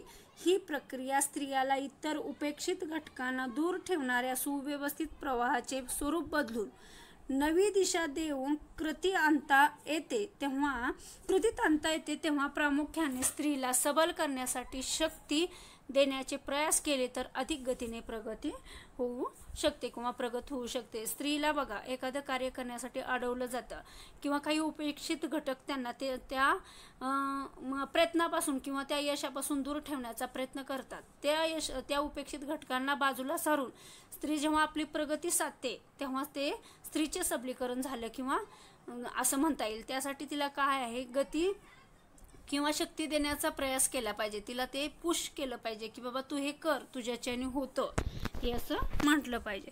त्यानंतर बघा निर्मला सावंत प्रभावळकर काय म्हणतात की समान संधी देऊन स्त्रियांचे व्यक्तिमत्व विकसित करणे. काय, समान संधी देऊन स्त्रियांचे व्यक्तिमत्व विकसित करणे हे महिला सबलीकरणासाठी अभिप्रेत आहे. असे वेगवेगळे विचार हे सबलीकरणाविषयी मांडलेले आपल्याला दिसून येतात. त्यानंतर बघा भारतीय संविधानातील काही महिला सुरक्षक विषयक कायदे करण्यात आले. ते कायदे कोणकोणते ते पाहूया. बघा पहिला कायदा आहे तो म्हणजे हुंडा प्रतिबंधक कायदा. हा हुंडा प्रतिबंधक कायदा हुंडा पद्धतीच्या दुष्परिणामाचा विचार करून भारत सरकारने सन 1961 कधी सन 1961 मध्ये हुंडा प्रतिबंधक कायदा संमत केला. या कायद्यात 1986 मध्ये काही आणखी सुधारणा करण्यात आल्या. महिलांना हुंड्यासाठी होणारे बळी, महिलांचा जो हुंड्यासाठी घेतला जातो बळी आज खूप प्रमाण वाढलेलं आहे. ते प्रमाण कमी करण्यासाठी किंवा त्याला आळा घालण्यासाठी भारत सरकारने हा हुंडा प्रतिबंधक कायदा 1961 मध्ये संमत केला आणि त्यामध्ये काही सुधारणा 1986 मध्ये केलेल्या आपल्याला दिसून येतात. त्याचप्रमाणे बघा बालविवाह प्रतिबंधक कायदा. 12 वर्षाखालील मुलगी किंवा 15 वर्षाखालील मुलगा यांच्या विवाहास बंदी घालण्यात आली. कोणत्या कायद्याने? बालविवाह प्रतिबंधक कायद्याने. बालविवाह प्रतिबंधक कायदा कधी लागू करण्यात आला तर तो 1929 ला लागू करण्यात आला. हा कायदा शारदा कायदा म्हणूनही ओळखला जातो. लक्षात असू द्या, बालविवाह कायदा हा शारदा कायदा म्हणूनही ओळखला जातो. त्याचप्रमाणे 1978 मध्ये या कायद्यात केलेल्या दुरुस्तीनुसार विवाहासाठी मुलाचे वय किती? 21 वर्षे आणि मुलीचे वय 18 वर्षे. म्हणजे आज जे आहे ते कधी बदललेलं आहे ते 1978 बालविवाह प्रतिबंधक कायद्यामध्ये जेव्हा 1978 मध्ये काही बदल करण्यात आले तेव्हा हे नियम सांगण्यात आलेले आहेत. त्यानंतर बघा कामाच्या ठिकाणी महिलांना संरक्षण. हा सुद्धा एक कायदा आहे. कामाच्या ठिकाणी महिलांच्या होणारा जो लैंगिक छळ आहे त्याला प्रतिबंध करण्यासाठी या संदर्भात काय केलं, सर्वोच्च न्यायालयाने विशाखा जजमेंटमध्ये दिलेल्या निर्णयातील, विशाखा जजमेंट ह्या केसमध्ये एक केस आहे त्याच्यामध्ये दिलेल्या निर्णयातील जे तत्व आहे किंवा मार्गदर्शन आहे त्या तत्वालाच आपण पालन राज्य सरकारमार्फत करण्यात येत आहे. विशाखा जजमेंटमधील जो दिलेला निर्णय आहे त्याचाच एक रूप किंवा त्याचाच उपयोग करून मार्गदर्शक तत्वाचा उपयोग करून आज बाकीही राज्यात तो चालवला जात आहे. त्यानंतर बघा कामाच्या ठिकाणी छळ प्रतिबंधक कायदा. हा विशाखा केस मिळवत्या भारतीय स्त्रियाचा मॅग्ना चार्टा आहे. कोणता? कामाच्या ठिकाणी छळ प्रतिबंधक कायदा. त्यानंतर बघा कौटुंबिक हिंसाचार प्रतिबंधक कायदा. हा कधी करण्यात आला तर हे बघा 26 ऑक्टोबरपासून हा सुरू करण्यात आला आणि महाराष्ट्र राज्यात कौटुंबिक हिंसाचार कायदा 2005 ची अंमलबजावणी, म्हणजे हा 2005चा आहे आणि त्याची सुरुवात 26 ऑक्टोबर 2006 पासून सुरू करण्यात आला असून त्यामध्ये 17 नियम निश्चित करण्यात आलेले आहेत. त्यानंतर लिंग चाचणी प्रतिबंध कायदा. स्त्रियांचा किंवा लहान गर्भातच मुलींना मारलं जातं त्यासाठी हा कायदा करण्यात आलेला आहे. तो कायदा 20 सप्टेंबर 1994 पासून संपूर्ण देशात प्रसवपूर्व निदान तंत्र दुरुपयोगी प्रतिबंध अधिनियम लागू केला. महाराष्ट्राने हा कायदा 1988 मध्ये लागू केला. हा 84 झाला पण 94 मध्ये झाला. त्याच्या आधी महाराष्ट्राने हे प्रथम लागू केलेला आपल्याला आढळून येतो. त्यानंतर बघा बाळातपणासाठी रजा. महिलांना 1961च्या गरोदरपणातील लाभ या कायद्याद्वारे स्त्री कर्मचाऱ्यांना 12 आठवडे गरोदरपणातील भरपगारी रजा मिळाली पाहिजे. त्याशिवाय नर्सिंगसाठी कामात थोडा वेळ खंड किंवा इतर लाभ मिळावे. जसं की बघा 1961च्या कायद्यात असं सांगण्यात आलं की महिलांसाठी जे 12 आठवडे आहेत ते गरोदरपणाची भरपगारी रजा म्हणून दिली जाते. त्याचप्रमाणे त्यांना नर्सिंगसाठी जे कामात थोडा वेळ खंड आहे तर त्यांच्यासाठी त्यांना काही लाभ दिले जातात. त्यानंतर बघा वैवाहिक कायदे. 1954चा special marriage act special marriage act कधीचा 1954चा ॲक्ट धर्माचा विचार न करता सर्व स्त्रियांना लागू आहे. हिंदू विवाह कायदा 1955 फार महत्त्वाचा आहे. या कायद्याने स्त्रीला संपूर्ण समानता दिली आहे. हिंदू विवाह कायदा लक्षात असू द्या, 1955 दिले आहे. या कायद्याने नवरा व बायको दोघांनाही काही आर्थिक हक्क दिलेले आहेत. वैवाहिक कायद्यामध्ये हिंदू विवाह कायदा 1995 मध्ये काही स्त्री किंवा नवरा बायको यांना काही आर्थिक हक्क दिलेले आहे. 1955च्या आधी हिंदू पुरुष एकापेक्षा जास्त बायका करू शकत होता, पण आता तो 1955चा जो हिंदू विवाह कायदा आहे तेव्हापासून हे बंद झालेले आहे. त्यानंतर बघा, महिला विकासासाठी आर्थिक तरतूद. आता बघा, महिलाचं सक्षमीकरण म्हणलं तर शिक्षण, सदृढ आरोग्य आणि तसंच आर्थिक परिस्थिती बी महत्त्वाची आहे. त्यात मग काय केलं, महिलांना केंद्रस्थानी ठेवून काय केलं, नियोजन करताना जिल्हा परिषद आणि त्यांच्या जे स्वतः उत्पन्न घेणाऱ्या संस्था आहेत त्यांना 10% निधी महिला व बालकाच्या खर्चासाठी राखीव ठेवण्यात आला किंवा ते ठेवण्याचं बंधन त्यांच्यावर टाकण्यात आले. किती? 10% निधी कोण ठेवणार? जिल्हा परिषद. बरोबर, लक्षात असू द्या. महिलांच्या सबलीकरणासाठी ही एक भारताची योजना आहे. त्यानंतर बघा, पोलीस ठाण्यात महिला व बालकक्ष, संयुक्त राष्ट्र महिला कोश आणि Tata institute of social sciences या दोघांच्या सहकार्याने राज्यातील काही पोलीस ठाण्यामध्ये महिला व बालकक्ष सुरू करण्यात आलेले आपल्याला आढळून येतात. त्याचप्रमाणे एक महिला धोरण आहे. महिला धोरण 1994 मध्ये. यामध्ये काय सांगितलं की महाराष्ट्र हे देशातील पहिलं राज्य आहे ज्याने महिला धोरण राबवलं आहे. 1946 मध्ये संयुक्त राष्ट्र संघाने महिला आयोगाची स्थापना केलेली आहे. लक्षात असू द्या, महिला आयोगाची स्थापना कधी झाली? 1946 मध्ये. त्यानंतर बघा, मुलीसंबंधी काही प्रश्न आहेत किंवा मुलीसंबंधी काही अडचणी आहेत, समस्या आहेत. त्या समस्या कोणकोणत्या? तर स्त्री भ्रूण हत्येची कारणे. बघा, स्त्री भ्रूण हत्या ही मुलीसंदर्भात खूप मोठी समस्या आहे. त्यात काय, त्याची कारणे काय आहेत की स्त्री भ्रूण हत्या का होते, मुलीला पोटात किंवा गर्भात का मारलं जातं, तर त्याची कारणे आहेत ते म्हणजे पुत्रप्राप्तीचा हव्यास, वंशाला दिवा हवा म्हणून मुलींचा गर्भ हा काढून टाकला जातो किंवा मुलीला पोटातच मारलं जातं. का तर फक्त मुलगा हा वंशाचा दिवा इथं मानला जातो, त्यामुळे स्त्रीभ्रूण हत्या होते. त्याचप्रमाणे मुलींना द्यावा लागणारा हुंडा, आपल्याकडे हुंडा पद्धती अजूनही चालू आहे. त्या पद्धतीमुळे किंवा मुलीचं ओझं वाटतं आईवडिलांना की ह्यांना आर्थिक खर्च जास्त होतो किंवा तिला हुंडा द्यावा लागतो, तिचं लग्न लावून द्यावं लागतं. यासाठी सुद्धा मुलीला किंवा स्त्रीला भ्रूण हत्येचं कारण आहे. स्त्रीच्या त्यांना पोटातच मारलं जातं. त्याचप्रमाणे बऱ्याच पालकांच्या मते मुली या आर्थिक भार आहेत. तेच आहे हुंडा किंवा आपण शिकवायचं, आपण करायचं आणि ती काय दुसऱ्याच्या घरी जाणार, त्यामुळे त्यांनाही ते आर्थिक भार वाढतं. तंत्रज्ञानाच्या विकासामुळे लिंगनिश्चिती जन्माआधी कळते. वंशाच्या दिव्यासाठी आता काय झालेलं आहे, वैद्यकीय क्षेत्र खूप पुढे गेलेले आहे, त्यामुळे मुलगा आहे का मुलगी आहे हे आधीच समजतं. त्यामुळं काय, तर आधी जर कळालं की ती मुलगी आहे तर तिला तिथेच मारलं जातं. त्याचप्रमाणे बरेच डॉक्टर काय करतात, त्यांच्या व्यवसायासाठी किंवा पैशासाठी अशी स्त्रीभ्रूण हत्या करण्याचे प्रमाण आज खूप वाढलेलं आहे. त्यानंतर बघा, वैदिक कालखंडातील स्त्रियांचा दर्जा.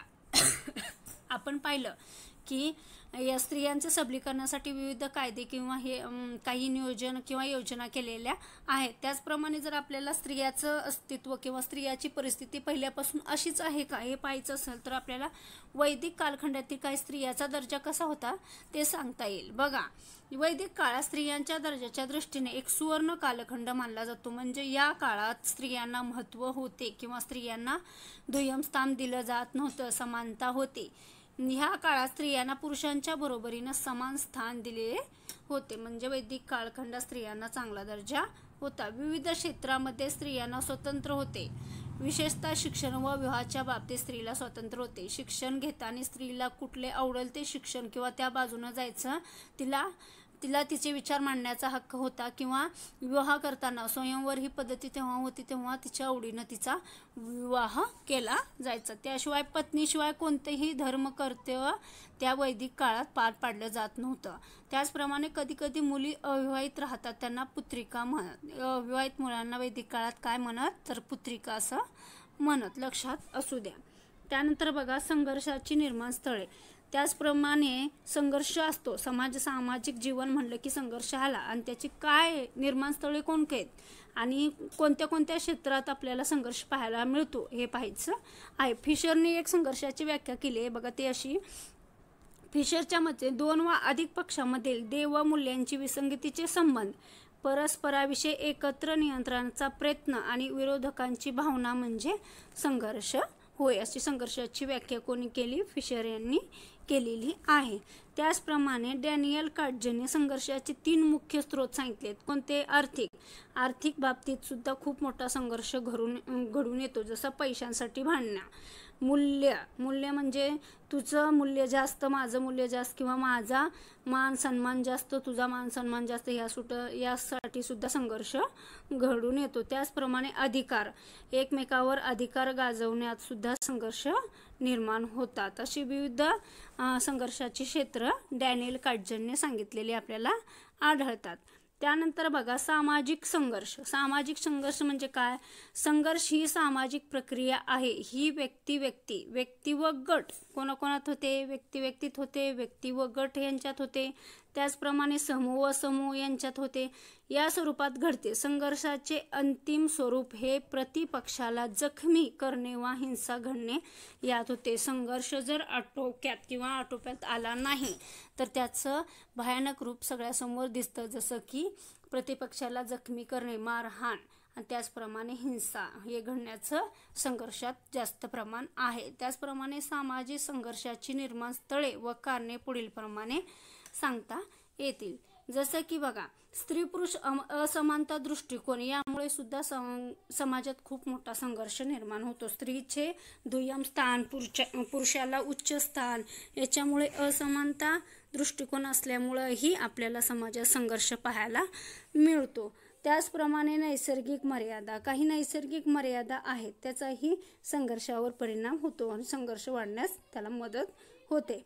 कुटुंबातील दडपणूक, त्याचप्रमाणे कुटुंबात असणारी दडपणूक, जसं की कुटुंब प्रमुख त्याचा अधिकार किंवा त्याचं वर्चस्व गाजवण्याचा प्रयत्न करतो, ते बाकीच्याला नाही आवडलं तर त्याच्यात त्यांचा संघर्ष निर्माण होतो. तसंच आर्थिक परावलंबन, जर पैशाच्या बाबतीत किंवा आर्थिक बाबतीत एखादा व्यक्ती दुसऱ्यावर अवलंबून असला तर त्या व्यक्तीच्या सर्व गोष्टी त्यांनी ऐकल्या पाहिजेत असं गैरसमज निर्माण होऊन त्यांच्यामध्ये संघर्ष निर्माण होण्याची शक्यता असते. तसंच शेरेबाजी किंवा टीका, बोलण्यातही संघर्ष निर्माण होतात. तसंच अधिकाराचा गैरवापर, जसं तुम्हाला मी सांगितलं, किंवा बॉस असो किंवा कुटुंब प्रमुख असो, अधिकार गाजवला जातो, त्याच्यातून संघर्ष निर्माण होतो. त्याचप्रमाणे सार्वजनिक जागा, शाळा, बाजार, चित्रपटगृहे इत्यादी ठिकाणी होणारा सामाजिक संघर्ष, इथे पण आपल्याला विविध सामाजिक संघर्ष पाहायला भेटतात.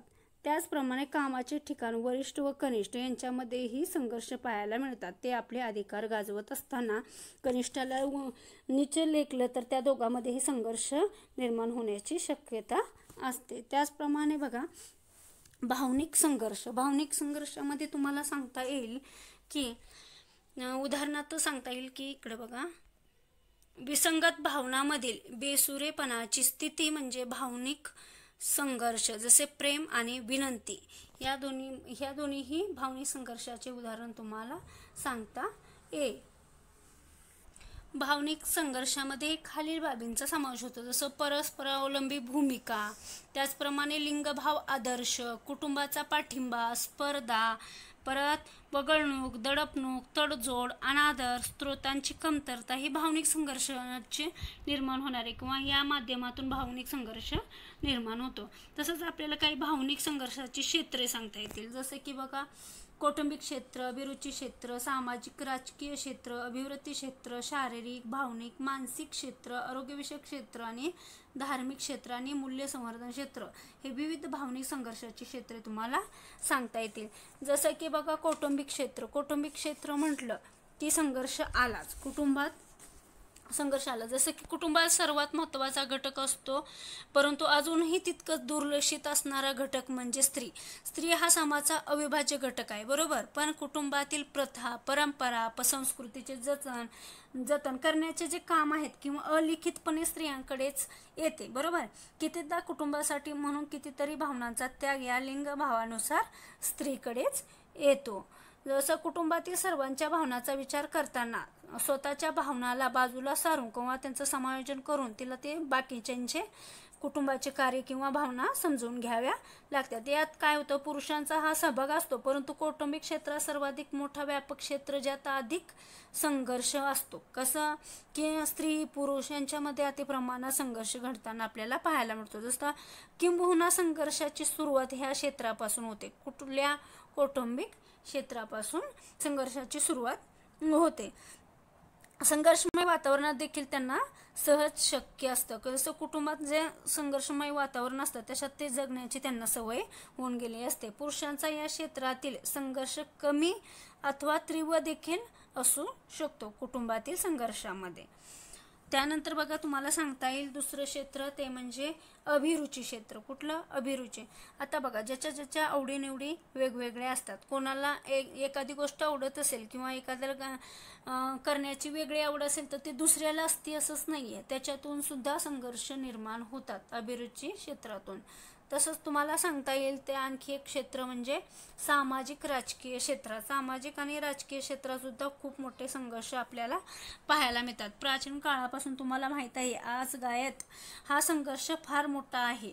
शतकानुरूप त्याचे रूप बदलत आहे. समाज गतिमान होत गेला तसा तसा सामाजिक क्षेत्र संघर्षाचं माध्यम बनत गेलं. उदाहरणार्थ बघा, जाती असो, धर्म असो किंवा जन्मापासून मुला मुलींसाठी जणू एक भिन्न सामाजिक आवरण तयार केलं जात असतं आणि त्यातून काय होतं, सामाजिक क्षेत्रात एक दडपणुकीचं वातावरण लिंगभेदामुळं तयार होत असतं आणि स्त्रिया मुले पुरुषांच्या भावनिकतेवर एक प्रकारे आपल्याला नियंत्रण या क्षेत्रातून ठेवलं जातं आणि जास्त प्रमाणात संघर्ष सामाजिक आणि राजकीय क्षेत्रात घडताना आपल्याला दिसून येतो. त्यानंतर बघा अभिवृत्ती क्षेत्र. कुठलं क्षेत्र सांगता येईल? भावनिक संघर्षाचं अभिवृत्ती क्षेत्र. मग ह्या क्षेत्रात काय असतं, पितृसत्ताक अस्तित्वामुळे तुम्हाला माहिती आहे लिंगभावात्मक संबंध अधिक क्लिष्ट बनतात. त्यात काय होतं, स्त्रियांच्या अभिवृत्ती देखील त्यानुसार वळण घेतात. उदाहरणार्थ महाराष्ट्रातली स्त्री दास्यत्वाची समस्या तीव्र होती.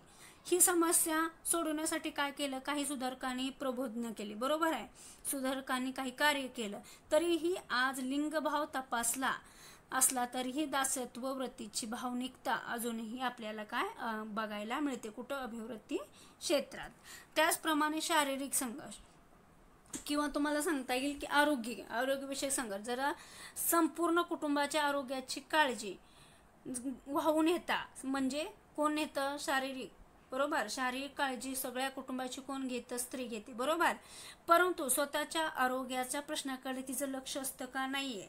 किंवा मात्र तिच्या भावनिकतेच्या दृष्टीने ते तिनं दुर्लक्षित केलेलं असतं. उदाहरणार्थ जेवताना इतरांना अधिक व स्वतःला कमी असं ती आता कुटुंबात वागत असते. कोण? स्त्री.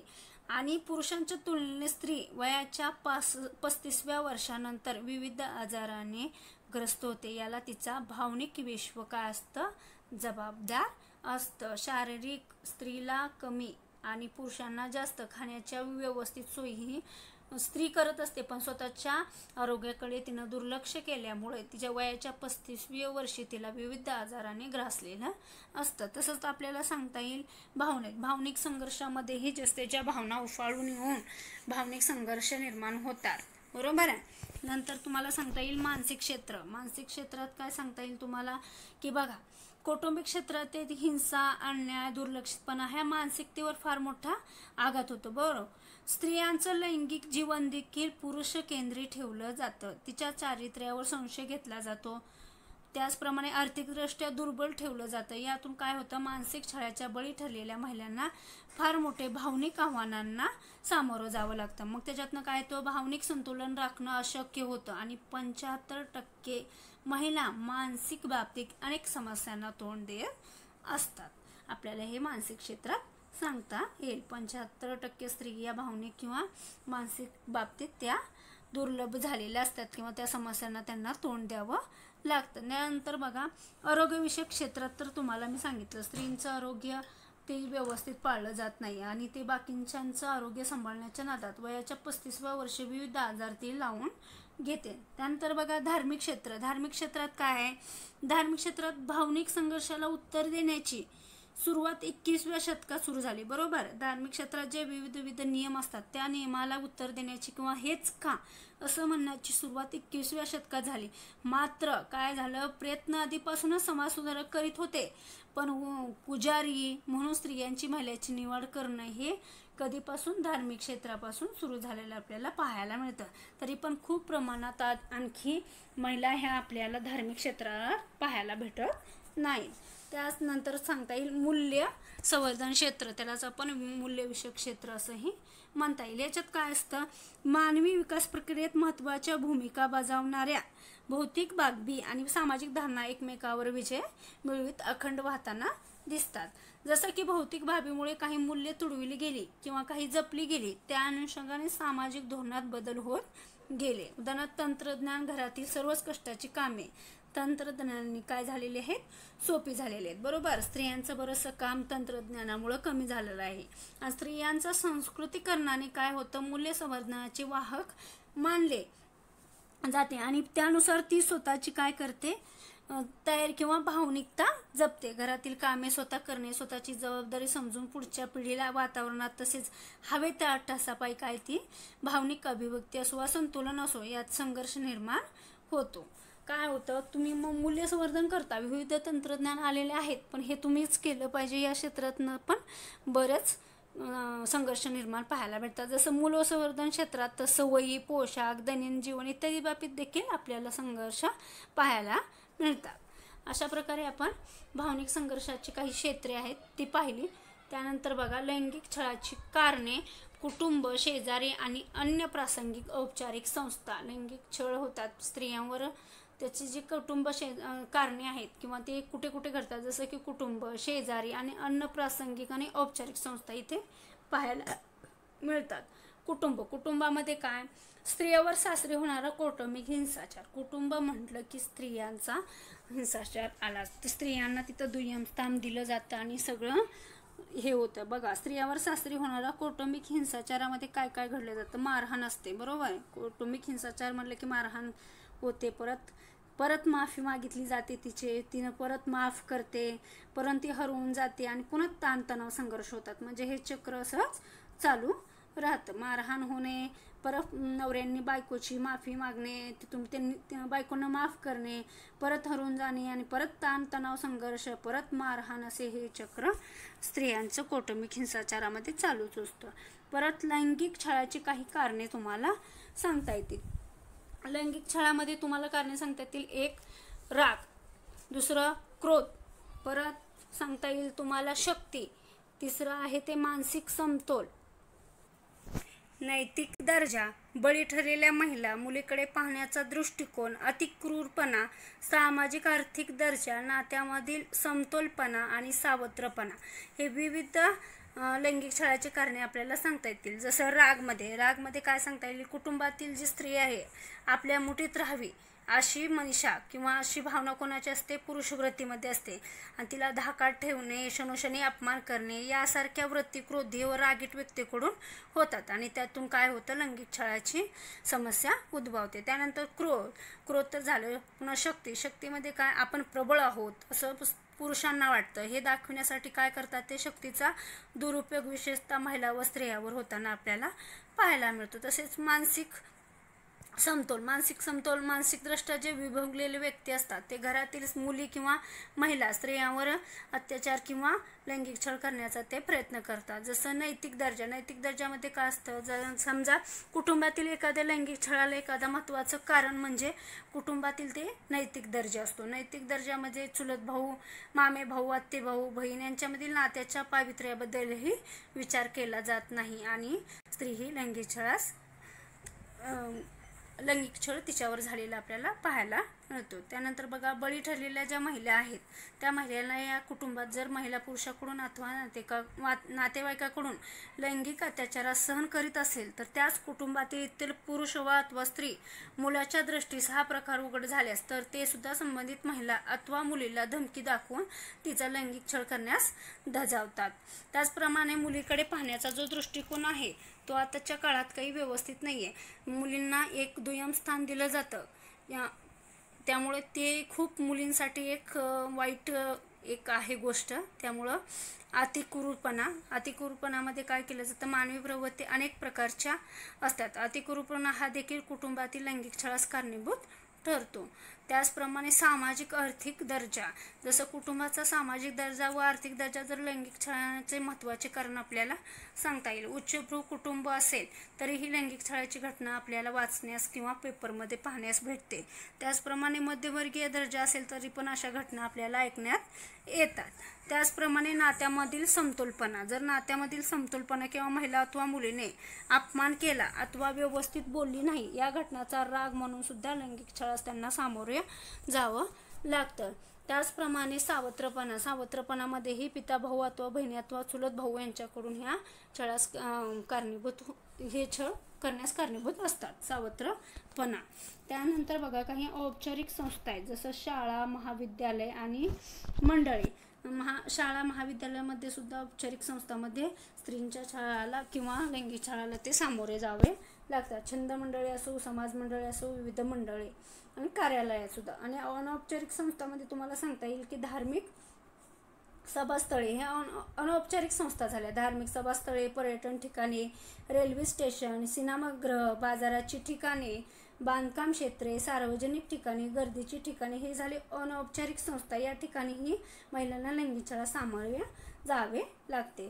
त्यानंतर या सर्वांसाठी किंवा स्त्रियांच्या सबलीकरणासाठी किंवा त्यांच्या ज्या अडचणी आहेत त्या अडचणी दूर करण्यासाठी काही स्वयंसेवी संघटना आहेत, त्यांनी काय कार्य केलेले आहे महिलांसाठी ते पाहायचं आहे. तर ते आहे बघा स्त्री आधार केंद्र. स्त्री आधार केंद्र हे कुठे स्थापन झालं, ते 3 जानेवारी 1984 रोजी स्त्री आधार केंद्राची स्थापना डॉक्टर नीलम गोरे यांच्या अध्यक्षतेखाली मार्गदर्शनाखाली आधार केंद्राचे कार्य चालते.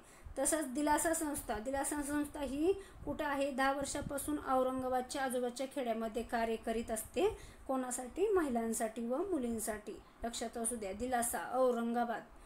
त्यानंतर बघा वंचित विकास संस्था, ती पुण्यामध्ये झोपडपट्ट्यामधून कायदेविषयक मार्गदर्शन करण्यासाठी अस्तित्वात आली. या संस्थेची स्थापना 1985 मध्ये करण्यात आली. वंचित विकास संस्था कुठे, पुण्यात. लक्षात असू द्या. त्यानंतर बघा नारी विकास प्रतिष्ठान औरंगाबाद येथे दिनांक 8 ऑगस्ट 1994 मध्ये या सेवाभावी संस्थेची स्थापना करण्यात आली. या संस्थेचे अध्यक्ष डॉक्टर अरुणा लोखंडे या आहेत. त्यानंतर बघा मनस्विनीची संस्था अंबाजोगाई येथे दिनांक 1 एप्रिल 1984 रोजी मनस्विनी प्रकल्पाची सुरुवात झाली आणि त्या प्रकल्पाच्या मार्गदर्शिका आहे डॉक्टर लोहिया. लक्षात असू द्या. त्यानंतर बघा शेतकरी संघटना चांदवडच्या 1986च्या अधिवेशनात शेतकरी महिला आघाडीची स्थापना झाली. लक्षात असू द्या, शेतकरी महिला आघाडीची स्थापना चांदवडच्या 1986च्या अधिवेशनात करण्यात आली. त्यानंतर बघा सामाजिक स्वयंसेवी संघटना पुढील कार्यक्रमाद्वारे लैंगिक प्रश्नावर आहे इथे